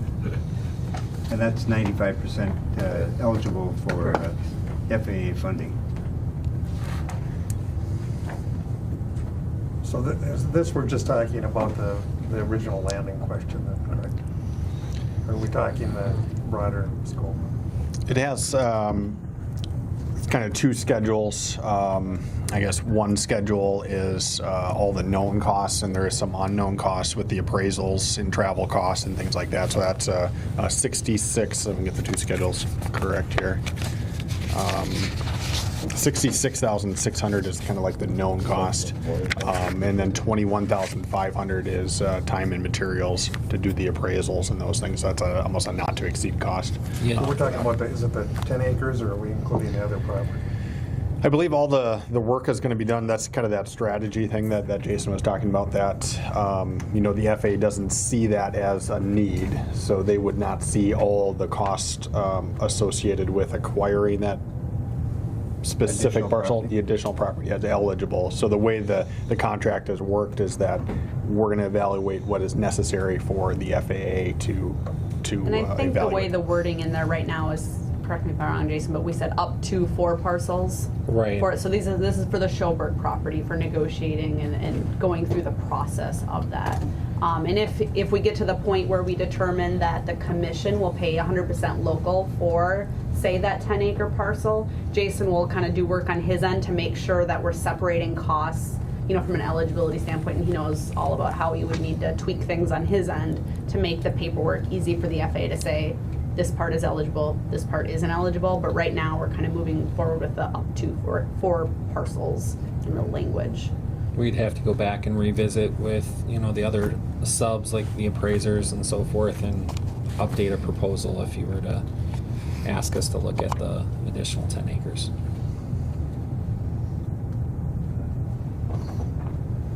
And I think if you did do the Boyer property, Jason, do you think it makes sense? I mean, it would make sense for that just to be a completely separate contract, just for paperwork tracking. Yeah, you think? you wouldn't The want to FAA? commingle that. Yeah. No. All right, Mr. Chair, you need But a it could motion? all practically be completed at the same time. So Yes. with that understanding, Yep. I'm willing to. Okay. Motion by Commissioner Pavlik to enter into contract with Short Elliott and Hendrickson and their subcontractor ProSource for $88,100 for the land acquisition. Thank you. Is there a second to the motion? Second by Commissioner Nevins. We've been known to vote against our own motions. Don't worry, we're not done yet, we're getting there, okay? We have to push it along and then we'll make it work. Questions or discussions with regard to the contract or the motion? Hearing none, then the chair would place the question before the commission. All those in favor of the motion to approve the contract with SCH at $88,100 signify by saying aye. Aye. Those opposed, same sign. He said I do. Motion is carried and contract is approved. Did you get the Schoberg vote in there? Yes. Thank you. Great. Thank you. Yeah, look forward to working with you. Jason, thank you, Casey, and thank you, Sean. You'll have gray hair when you're done with it. I already have a little, maybe I'll have a little more, huh? Thank you, Jason, very much. All right. Thank It's you. been very helpful. Thank you. That's the last time I give Jason 10 minutes. Hey, Fits right in. Right away, guys. Yeah. All right, so then, let's see, anything further that, I just get nervous. for the Schoberg family? Okay, so 11 o'clock in our office, Randy? Okay. Okay. All right. And again, just Randy, not the Boyer family, just Randy, okay? Yep. So we're clear. Good. Thanks. Thank you. All right. Thank you, Okay. Randy. Randy. Thank you. All right, let's move down the engineer's report. Project funding under B. Mike Larson's with us, but he had a request to maybe come back to his at the end. He wanted to get just a little bit, to see how the discussion, all the elements that are going into it, and then circle Okay. back on the funding piece. So He if said that's he's okay. kind of with you. He's behind you, way behind you. Mike's been driving all over the state. I heard he was down south yesterday, and I don't have a pie there. You gotta move on. That's a good one. That was well placed, actually. Right, or do you want Taxi. for the taxiway? No, I'm What are we his doing? taxi, so Oh, I you're gotta wait his for Bob. Oh, okay, so you gotta wait for him. Yep. All right, so item C then, runway and taxiway reconstruction, phase 1, the north end. so very briefly, we are off and running on working with the FAA and the contractor to install a temporary PAPI as part of that project. That's a request from SkyWest, basically to increase their landing distance and accommodate some of their loading criteria. We are hampered by the FAA shutdown. So what basically the process is, contractor is going to give us a quote as a change order as part of the project. So that actually takes care of the installation of the actual PAPI, which is a visual glide slope to the So if we runway. need it, then it's all set. Yep. The piece that is hampered by the FAA is that the FAA is required to do what they call a flight check, and basically they take their FAA airplane and make sure the lights are doing what they're supposed to do, and they give you the adequate clearances. The office that coordinates the funding and the scheduling for that is currently on furlough. So we anticipate that once they do get back, they're going to have they're at over a month backlog now.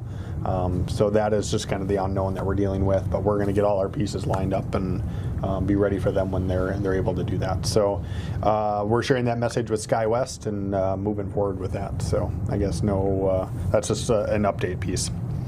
So there will be ultimately a change order that will, the contractor will install those pieces of equipment. And the PAPIs themselves, they're temporary, so it's basically a 2-box light system. Those will also be able to use during phase 3. Once operations are happening on the temporary runway, we'll be able to use the same equipment. So there's some savings and costs that we'll be able to use. Casey? So the environmental assessment, I don't think I have much else to add other than we're off and running. We've developed kind of a week-by-week schedule with Josh Fitzpatrick, who's their environmental specialist at the airport district office for the FAA. So we're off and running on that. Right now, I think we're anticipating trying to get a draft environmental assessment out in March for public and agency comment. It's a 30-day review period. I will caveat that with it assumes that the government shutdown is over. We do have several federal agencies that we need to provide, they need to have an opportunity to provide comments. So that EA schedule we'll just have to adjust if the shutdown continues. So just be aware of that. I don't think there's much else to update on the environmental assessment. We talked about the phase 1 site assessment that we're doing today, just kind of the walkthrough of the property and conversation with the landowner. So we'll have that complete, and I think that's all I have on the environmental, unless there's any questions. And phase 2, this is reconstruction of taxiway Alpha. The design is ongoing. We're continuing to work through that and basically accommodating that taxiway to be a runway for ultimately phase 3 of construction. So that process is ongoing. We're just working through the design. We're anticipating a bid opening approximately around June. So that's just where we're headed. So all these other pieces have to happen. You know, it's quite a puzzle here. Well, the shutdown could affect that too, then. You know, this, it could. You know, I think all the branches of the FAA are kind of interwoven. The ADO, the Airport District's office, they are actually working since they are funded by a different funding source. Different lines of business in the FAA, which include flight procedures, who we're trying to coordinate with a lot of these items, are on furlough. So some branches are, some branches aren't. Ultimately, it's going to start affecting construction safety plan approvals. So all branches of the FAA have to approve the safety plan, 7460 airspace permits essentially. And if one branch is missing, the permit stops. So there will be an effect on all of it. The grant funding sources are that's a different approval process than what the shutdown that's happening now. One would hope that we can get everything figured out and they'll just fund all the associated items that they have in the upcoming budget negotiations. But there is the potential that funding the development projects, the grants that will come out, will be impacted by all this just from the acrimony that's happening. So I guess uncertainty is kind of the course these days. So Yeah. And then phase 3 center section, I think we've discussed all those items. Is basically the balloon facility relocation and then the land acquisition components, which unless there's any questions. And then the next item is the FAA supplemental appropriation. So in this case, no news is good news because they haven't decided yet because everybody's on furlough. But we've heard good feedback. I would say that you guys are in a good position. Ultimately, it's political and it's out of our hands and your hands and Mike's hands. So it's kind of with the FAA, and the way I understand it, that was shared to us from Lindsay Butler at the FAA, is that the local FAA says they put in a ranking, then it goes to the region and they put in a ranking, and then it goes up to the federal headquarters area in Washington, and you're racked and stacked according to all the other asks that are out there, and there's a political will that goes into that too. So. And it sounds like from Lindsay, they had their final meetings in Washington within the FAA, but they can't move forward with any announcements or next steps until the shutdown is over because that funding source is kind of a separate pot that was given to the FAA. So it's in limbo at the time left. Sounds like the local ADO even knows who's going to be getting it, but they can't announce it until Can't move forward. it starts up again. I think going back to to our meeting in Duluth in April with folks from the region and the ADO office, I think they were all very positive on this whole project, which I think gives me good feeling about keeping the trust here. Yeah, you have incredible support from the FAA, so that's very good. Just keep our fingers crossed. Yep, and that maybe just a recap on what that means. So that is basically a grant. It's going to be, if you were to be selected for that, it would be a big grant, but it would act similar to a discretionary grant. It'd be a 95% funded grant. So that's kind of how that would work. So. And maybe to clarify too, Sean, do you want to talk about how the strategy was? They were looking for big asks. So your request was actually for phase 2 and 3, even though the construction schedule would remain, they'd be done in separate years. But do you want to talk about just Certainly, yeah. So the recommendation from the FAA was, ask for it all and we'll see what happens. And that's, the grant application that you submitted to the FAA had that phase 2, which is Taxiway Alpha, and phase 3, which is the center section, the two largest parts of the work that's going on. So all that work would be included as part of that grant, which would give you certainty on funding for the next 2 years from the FAA. So it's definitely a good thing. So I think the certainty piece, I think, is what everybody's looking for these days. So. Good. Thank you. All right. And the last item, public involvement. Yeah, it's been a quiet month with the holidays, so no specific meetings or public engagement that we've had. It's going to ramp up here in the spring as we get ready for construction and meeting with tenants. And then our FAA project coordination meetings are ongoing. Our next one is scheduled for January 31st. It's a phone call at 10 a.m. So if you're available to make that one, that would be to listen in. And basically just an update on the things we shared with you today. And the FAA is working incredibly hard on their items too. Their to-do list is lengthy as well, so we're just communicating at that meeting. Okay. Sean, can you just write this down? The timing again on the north end and Alpha, and once in a while I lose a little bit. So Sure, absolutely. No, it's just the north end. When are we officially going to start that? So it's under grant, it's funded, and then the construction, the contractor has been given from June 1st to August 30th to complete 56 calendar days. So approximately 2 months. 2 of the 3 months will be. And that's this summer. This summer, starting this June. And so that contract has been let. It has. KGM. Yep, KGM, and I'm trying to shake a schedule out of them, so to give certainty to your users and the airlines. They haven't told the engineer when they're going to start the project. But once they start, they have 56 days. Yep. So that's their window. It's 3 days to get the displaced or shortened runway set up, 50 days to actually do the work, and then 3 days to get things back to normal. So as soon as we have that schedule, and the conversations are starting to ramp up, especially with the addition of the temporary PAPI. They're starting to send in their material requests, and there'll be a pre-construction meeting here soon. So I think those dates will be shared soon. So that is phase 1. So that is construction this summer. And then after that, the design always happens a year prior, but I'll just focus on the construction. I think that's what impacts most people.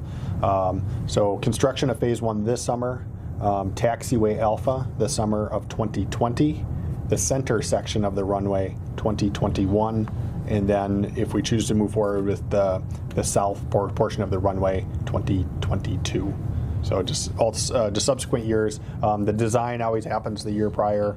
So the way that the grant cycles are a little construed, and I think that confuses everybody. I think the most important thing is the construction: 19 for the north section, 20 for Taxiway Alpha, 21 for the center section, 22 for the south portion. So the south end, the 2022, that has not been designed or funded.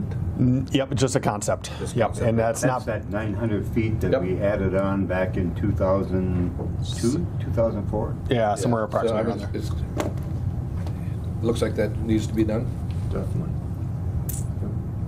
But we get 3 more years out of it. True. Yeah, it's not that old. It's not near as old as the other part of it. Correct. But do you take and do something with it? I think that's the question at this time. Yep, and that's part of the plan, and obviously every year we're evaluating how that looks. So 4 years of substantial construction. It's very substantial. Yes. But the total dollar figure we've been talking or we've been hearing is not including the 2022 yet, or has it been kind of included? I think I missed that question. I'm sorry. I mean, the total dollar figure we've been talking with this airport reconstruction, the runway reconstruction, is that including that? I think there's been multiple numbers that are thrown out there. Yeah, you hear 30, then you hear 50. Yeah. Yeah, I think, the way things are unfolding with the temporary runway and thing, I think 50 for all of it is probably the large scale number. And that's obviously high, focusing on the higher end just because of what Mike Larson's trying to do for us and, messaging that amount. You never want to go once and then have to go back and get more. So it's, as our estimates come in, we're getting more refined on those costs, especially with phase 2 and phase 3. Those are your biggest line items, and we're working through that design now. So he carries all the money. He has all. All right. He drove the money truck Can't today. get an airplane. I mean, that's like, can't figure that out. I just found enough money after that. So this might be a good time. So I did include, it's the third page in the packet, just costs that we know right now. And as you're aware, there's just so many strings and things that happen. We have 18, which was all submitted last year. Those are known costs. But now that we're going through, one thing is just leading to another with the FAA requirements. What we've asked Mike to do is just kind of share some of the things that are happening at the legislature, how that's looking. Obviously, you've had really good success with legislative support for your terminal project. So we're hoping to continue some of that support in some fashion. And I think that's maybe the question that we don't know yet is how that looks with the new legislature and governor in the office. But the items on the sheet there, again, the 2019 grant items and 2020, again, the estimates are high, but that's for good reason to make sure that we're messaging the right amounts. One thing I did want to note on here before I turn Mike loose here. So if you look on 2019, the last item there is unfunded by MnDOT. And that's that requirement that MnDOT has is that they'll only give an airport $200,000 per year. That's their max. So obviously in 2019 and 2020 that affects you because your ask will be greater than that. That is, I think, the discussion that Mike is having with some key players at the Capitol and at MnDOT to work through. So those are constraints that we have, and if MnDOT only funds $200,000, that shifts more to the local responsibility, and we want to be cognizant of that. And if there are funding constraints, and if the legislature is unable to help us, we can adjust the project to accommodate your ability to fund the project. So the 390,000, Sean, is could be reduced by 200,000. So it should go to 190,000 local share. So that already accounts for the $200,000. Yeah. Yep. So your share is the local share. Yep. So the MnDOT share would be 590, but since they max at 200, 390 goes from MnDOT to your column. So the overall need is 590, and MnDOT Aeronautics is saying that they can fund 200 now. And so that leaves a shortfall of 390. Is that how I read that? Correct. 2019? Yep, for the specific to the state of Minnesota, correct. Yep. Okay. And we had a short discussion with our legislators last Friday with regard to that. Senator Bach and Representative Eklund were here, and we talked about the possibility of bonding. They thought that the amount, even for both years, was fairly small, and they're wondering if MnDOT Aeronautics might not borrow from their cash flow, which we believe is about 15 million that they kind of have on hand at all times, to be able to fund that additional money. So get on that. We have not, we've not had any discussions with Cassandra at this point, and so they just kind of hesitated about trying to go to bonding. That's the only thing I would just say. Is that a fair? Yeah, that's fair. Assessment? Yeah. So I don't know, where that leaves us, because we thought maybe they might, our legislators might put something in the budget to give to MnDOT some additional monies just in from the general fund, and they just kind of started to shake their head that was not a good plan. Is that what you saw? Yeah. Okay. Absolutely. And I think historically we've, MnDOT, their budgets are set. They claim they're short on money.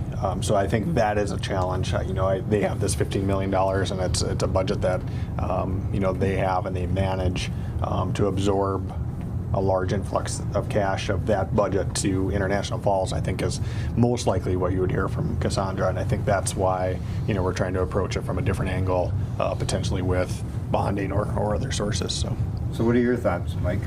Well, thank you. Mike, how long have you been? We're not putting this spot, Mike. I have, between the IRRB and SEH, I've been doing this for about 35 years. So We were looking for money when Chuck Lepper and I started 27 years ago or whatever, and Irv had us down at the legislature. He said, all right, come on here. Pulls us into a back room there at the Capitol or the building there. So we walk in, and first person I saw was, I thought, is this guy with the mafia or something? Turns out he was all right. Scandinavian That was a long time ago. Gosh. Anyway, yeah, and I didn't make that meeting Friday because I was locked up in the prison in Duluth there for a meeting. They didn't keep me there. They try to once in a while. So anyway, good to see you, Mike. Good to see and you. we want you to get an airplane. That's only fair. Thank you.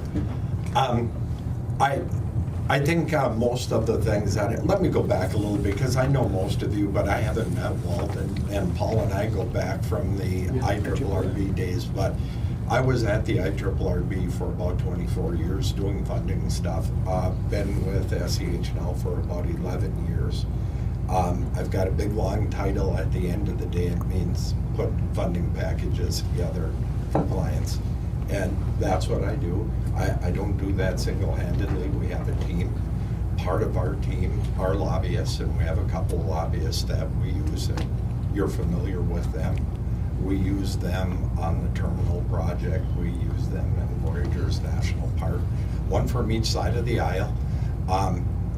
We know you are good friends with your legislators, Senator Bach and also Representative Eklund, as are we.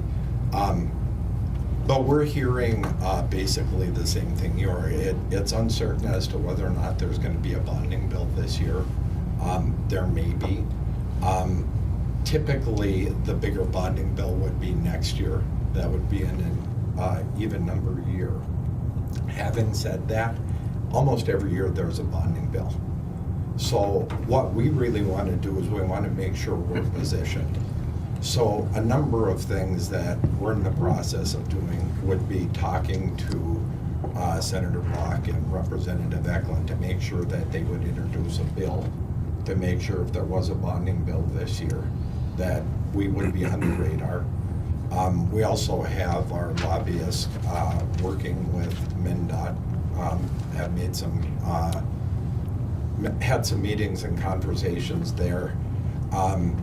We don't know what the opportunities are going to be to get money from them. I think Sean said that, 15 million sounds like a lot of money, but spread out, it doesn't go very, very far. But end of the day, what we'll be doing is basically overturning every rock we can down there to try to see where we can find this money. Now, in other projects, I'll give you an example. Duluth Airport, they had a multi-phased project, and at the time there was a lot of money in the bonding bill, and it behooved us to go after all of that money initially, even though we knew the work would come over several years. That would be one thing we'd be looking at. Would we try to go after the $1 million, I round up, 900 and some thousand? Would we look at seeing if we could find a way to acquire that this year? Would it make more sense to go after more monies for the other phases of this? We're just starting that process right now. I have a meeting tomorrow with the lobbyist. This project is a very high priority for us, so we're going to spend a lot of time. That's kind of where we are.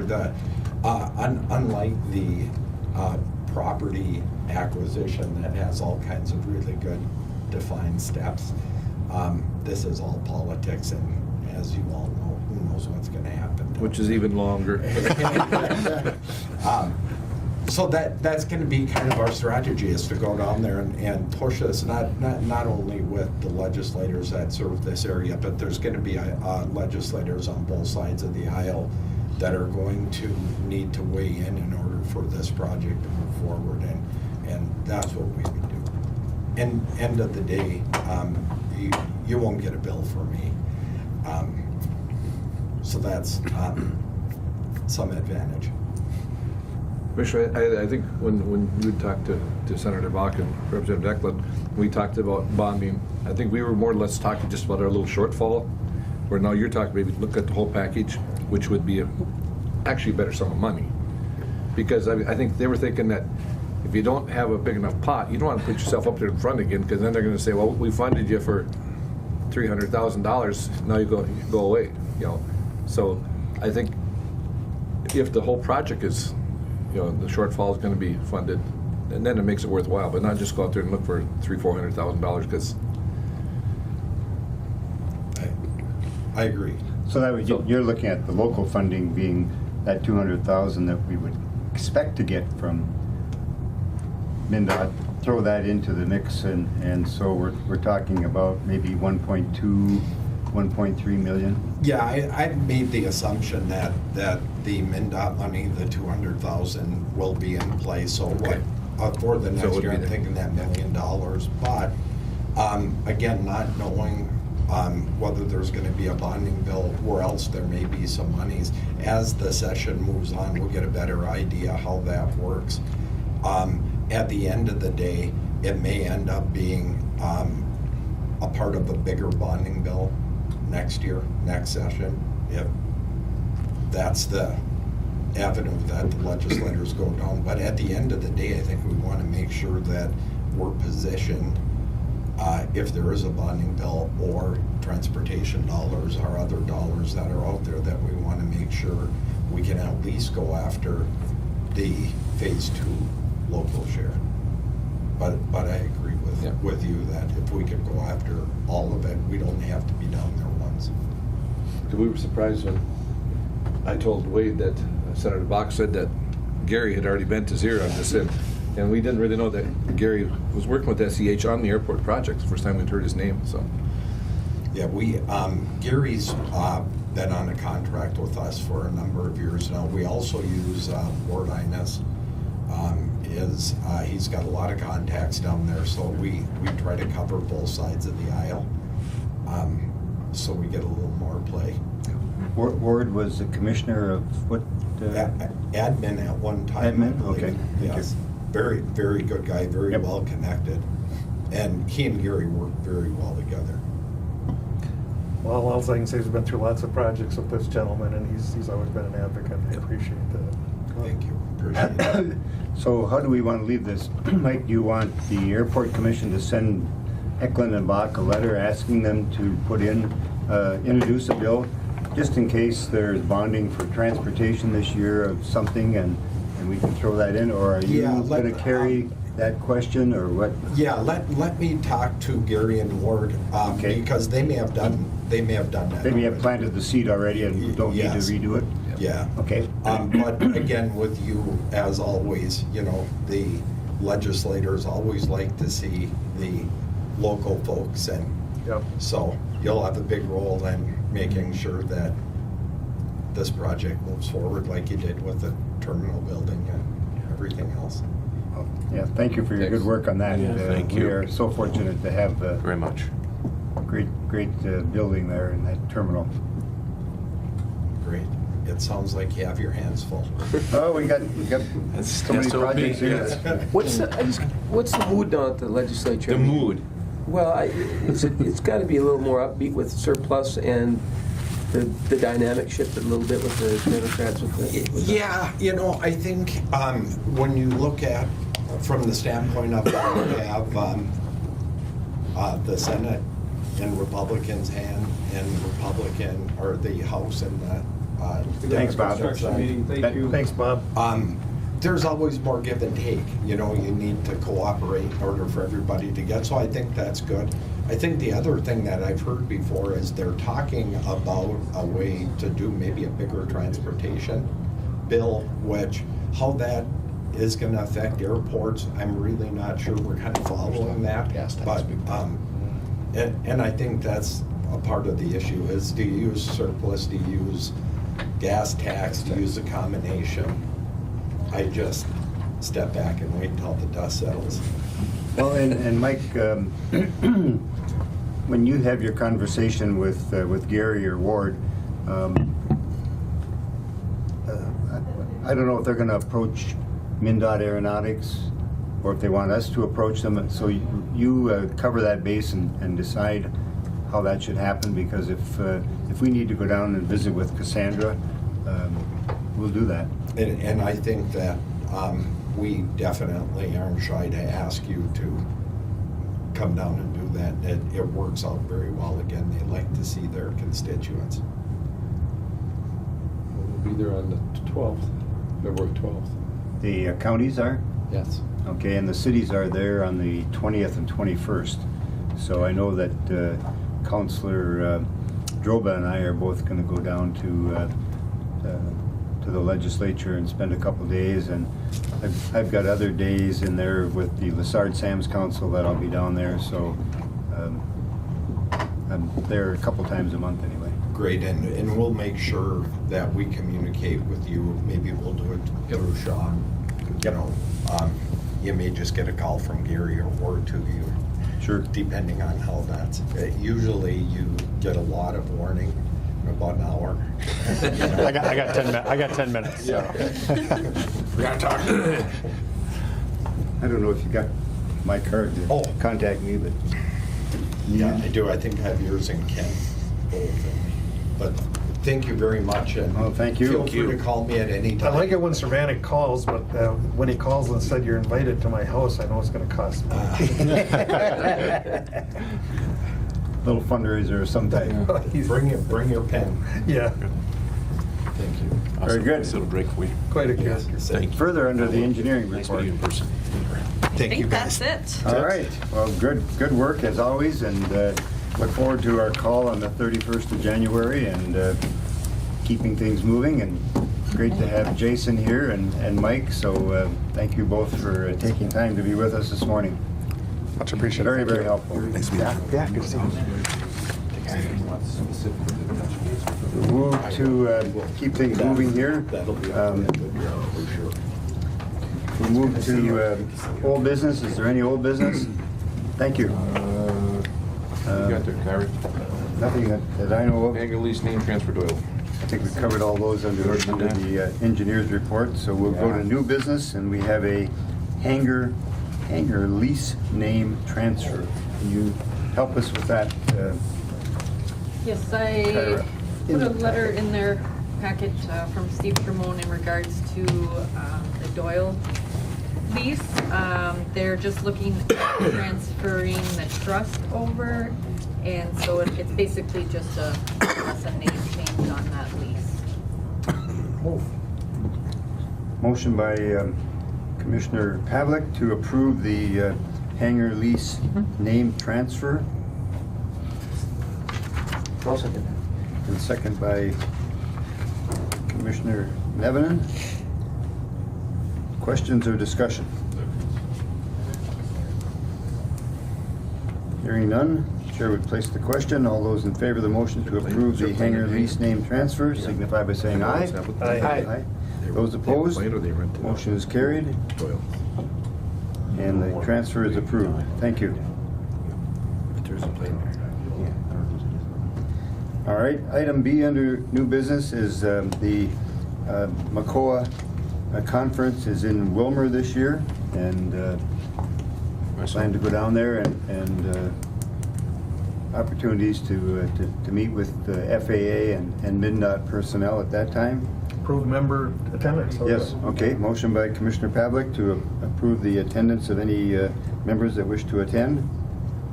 Second. Second by Commissioner McBride. Discussion? All those in favor of the motion to approve the attendance signify by saying aye. Aye. Aye. Those opposed, motion is carried. Thank you. Manager's report. How are you doing there? You know, you got less organs now than you had last week. It wasn't part of my weight loss program, but yeah. What did you lose? Appendix. Oh. Yeah, so, In an emergency. Yeah, so. An attack, huh? Yeah, it was kind of interesting. I'm being conservative in my description. Lunch at noon, and about 1 o'clock, I was feeling kind of punkin'. Laid down, and by 6 o'clock, I'm at the ER locally, and they did a couple X-rays and a couple different angles, looked and poked and prodded, and they couldn't quite find it there, and put a little dye in the system. Oh, there it is. Look at that. You've got a inflamed. So ambulance to Duluth to St. Mary's. And I literally wanted to say that my experience at the local hospital and with the local ambulance service was 120%. It was really, really well done. So where was the pain? Where's your appendix? You know, it's a great question. You're asking, and I keep shooting. I know you know. Supposed to be, right? Well, supposed to be hurting down here, right? Yeah. I'm telling you, this is interesting, okay? I absolutely swore if you drew a circle just like that, and you poured battery acid inside my stomach, I thought I had like an ulcer or something, or a ruptured ulcer, something of this nature. Added copious amounts of Rolaids and Tums, didn't touch it, and so that was kind of like rabbit down the hole, kind of doing the analysis, prognosis. It was interesting. It was the doc said, I can't quite figure this out, but what I've learned through that event is that some folks have a wiring pattern per se, and shoots pain everywhere, and it wasn't until appendicitis attack, Carol. Yeah, so it's interesting. Good thing you ran up on the island there. Exactly. Had to come and get so you. yeah, and that came to mind. Modern medicine. What a blessing. Yeah. Wouldn't have been that many years ago. It's quite a cool double quotation marks writing in the back of the ambulance between International Falls and Duluth. That's another story. Interesting. Great work. But it's kind of disheartening laying there and you're all cocooned in on the old gurney there, and the guy's taking your blood pressure every 15 minutes. I asked him why. He goes, well, between point A and point B, the only way we can tell if it ruptured is your blood pressure goes off the bottom of the scale. That's good. And if it goes off the bottom of the scale, we're going to stop at Virginia Evelyn and have it removed. And I said, so fortunately, I said, lucky it wasn't Evelyn. So just relax. So yeah, just relax. We're good. A little more morphine. We're happy. So got to Duluth Essentia and Dave Herman, obviously top leap there, and extraordinary care, really great. So it's no complaints. How long were you in the hospital? 2 days. Okay. And you felt good after that surgery? Yeah, it's interesting. It's a little bit. It's going, frankly, a little bit slower than I would. I'm a complainer to begin with. I'm a bad patient, but. Could be a lot worse, friends and sister with cancer issues. We're good. It's vertical oxygen. I'm good, But thank you. I'd like to welcome Walt to the team. I'm super happy about it. It's good you're here. Thank you. Yeah, it'll be great. I can't emphasize enough over the years when Walt was with the county how helpful he was to the airport. I mean, very, very helpful, always. And I hope I didn't burn that. But didn't use too much of that up on you, Walter. But that's it. Other than that, appreciated the meeting. It was nice meeting Jason. Welcome to the team also. And as usual, SCH does an incredible job. We'll work. I can tell we'll work well with Jason, and we'll be sure that the Schulberg family's taken care of. I promise you that we'll make this work. Good opportunity for the airport. Absolutely. Oh, it's both those properties. Absolutely. No question. But thank you. The snow removal has been okay? Absolutely. Excellent. Yeah. Obviously, accumulation has been phenomenal. Yeah, we're behind about 15, 16 inches. I believe that's very accurate. Yeah. So, Snowing right now. Just right, though. Yeah. It's not over yet. It's not over yet. Not over yet. Not over yet. No, winter's not over yet. And declare that. Thank you. Till springtime. But that's it. Thank you. Questions for Thor? Thank you, Thor. Oh, good. Lots of questions, but nothing that pertains to the airport. No, I just shared my life story with him. Kyra. Sean's been through that too. So Just a kidney, though. different mode. Huh? Well, Yeah. we'll talk about the gift of life. I mean, that was pretty amazing. Yeah. Employments in your packet, up again from last month over last year. Not a huge amount, but still up nonetheless. And then our total employments up have just under 2,000 employments over last year again. So I don't have, FAA still has not updated their website in terms of all employments, so I do not have that number for 2017 as of yet. So hopefully once we get that, then I'll get that updated. So right now, it appears we broke the 16,000 mark again. That is that's terrific. wonderful. Yeah. Right direction. Very, very good. Yep, and and that's just for SkyWest, so that does not include all employments. Right. Got a trip to Laughlin going out in 2 days? Yeah. You do. Further. I received an email, and I apologize, I haven't had time to read it, from JJ at KGHS, and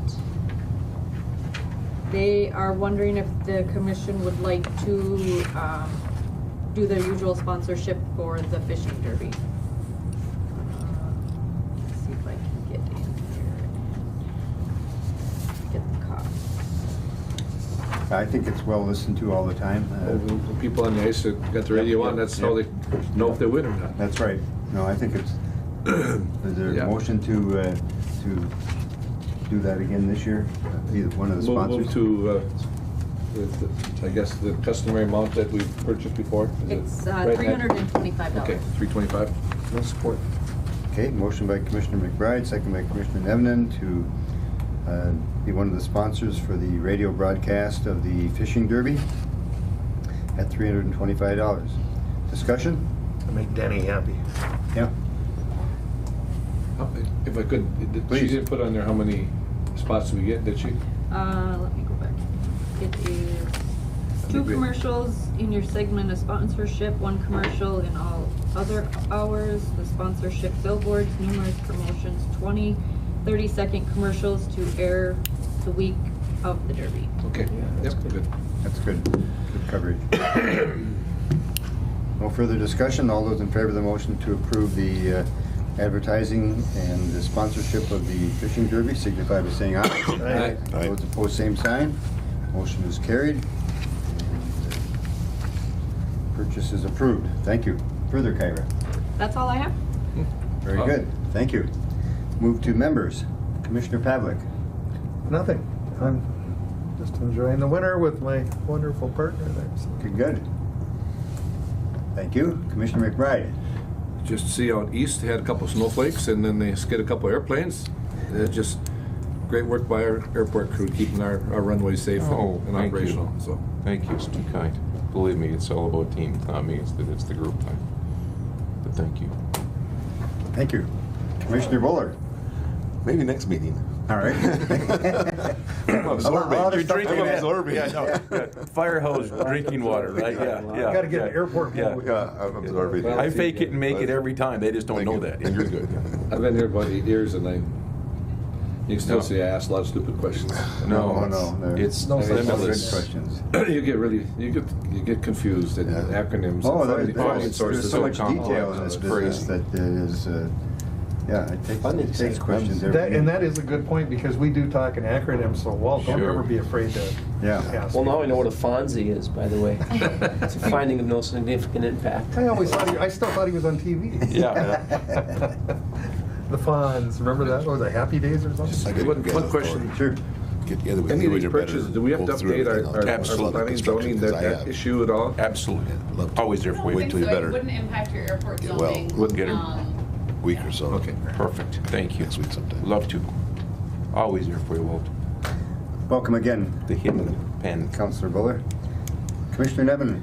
I too would just welcome Commissioner Buller to the Yeah. team here, and I think you get a sense of this, even just one meeting, the complexity of the sequencing of all this. We've got a really remarkable team, and I'm a big fan, as I told Representative Eklund and Senator Bach about, looking at the positive side. I mean, you look at the scale of these projects, both terminal and now the runway, and you look at all the things that have to happen and the timing and the partnerships both at the FAA and the state level and then our team here. So it's remarkable. And now the Schoberg property kind of falls into that, and it's Yeah. kind of serendipity that all this is kind of happening, but it's a real tribute to kind of the vision and the forward thinking of this group. So I applaud everybody for their work. So. Absolutely, Paul. Only 4 international airports in Minnesota. Well, we're one of them, so that's how key it is.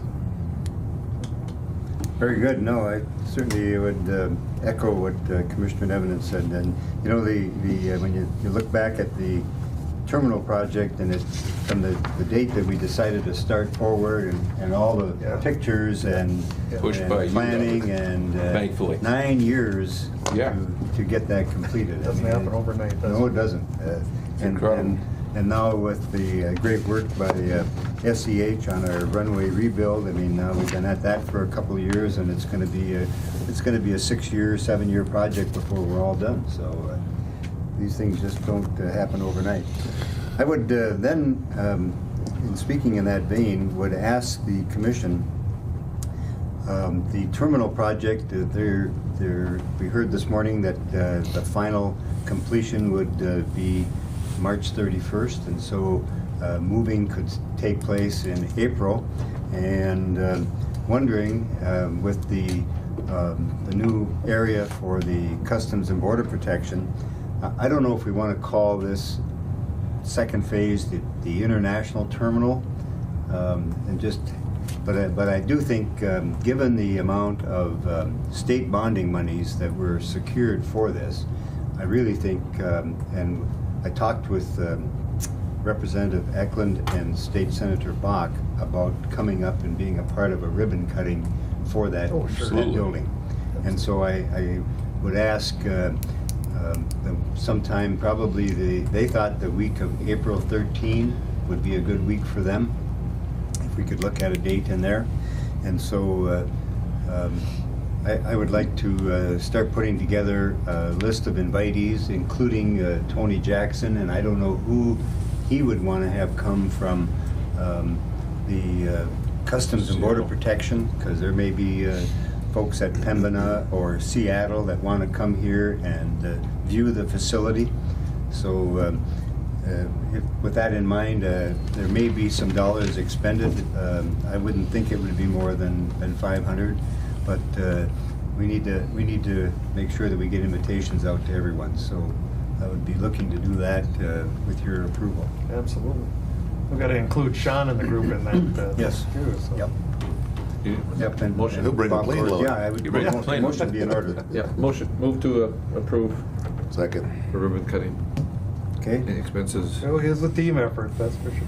Motion by Commissioner McBride, second by Commissioner Buller, to move forward with a ribbon cutting ceremony for the international terminal of the Falls International Airport.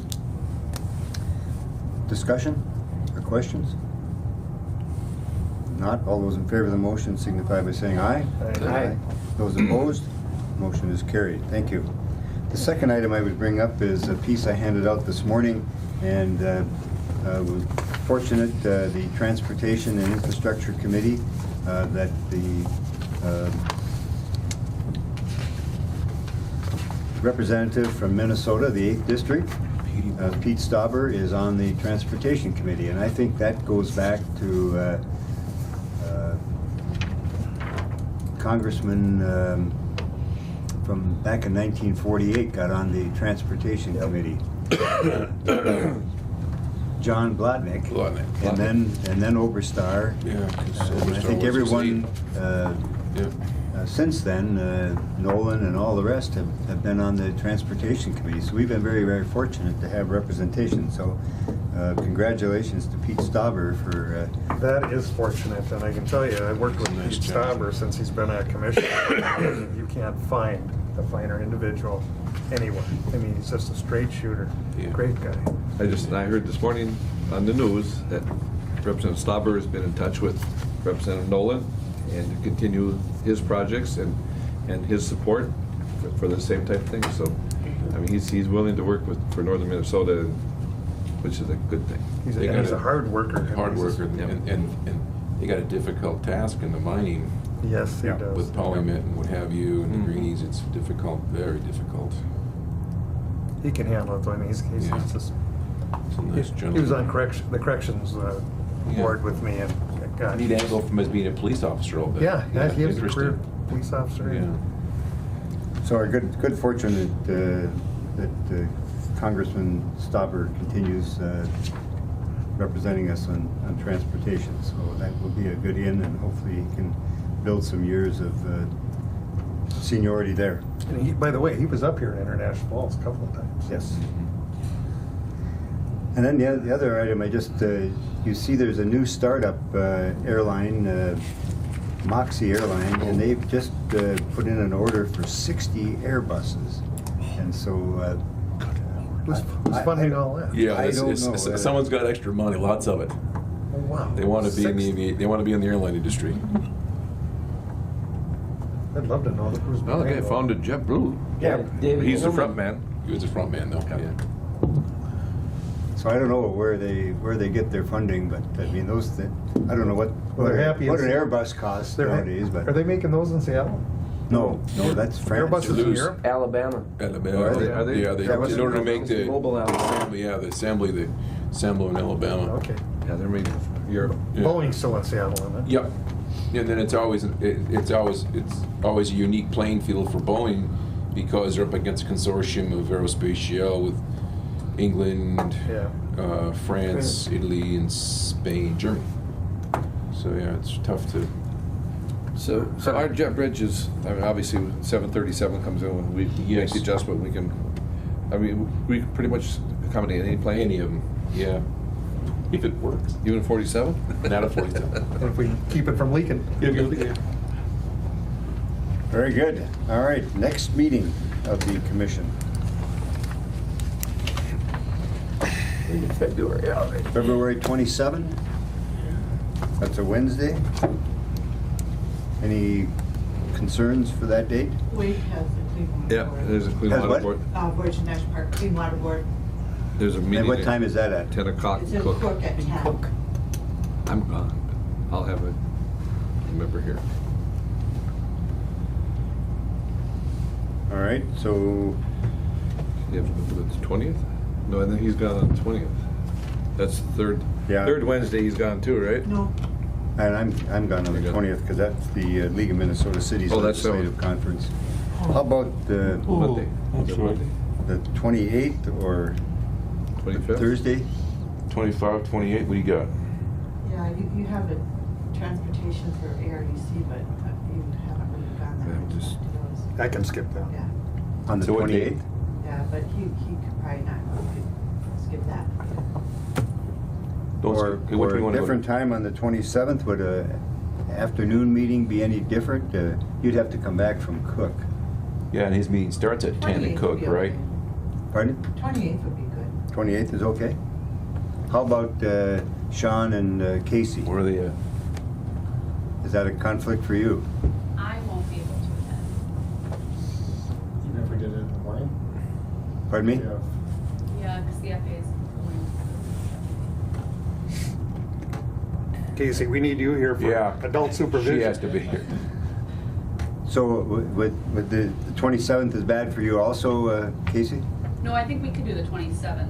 I don't know, maybe the 28th, Sean or Benita won't be able to come, but Yeah, the 27th in the morning would work better. The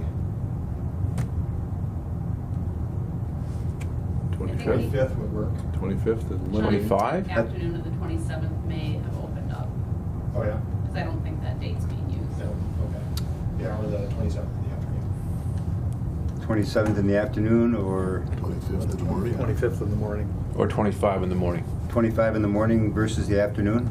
Yeah, either, I know Mondays are sometimes hard for everybody to, and I don't know what it's like for you guys to roll out early on Monday morning.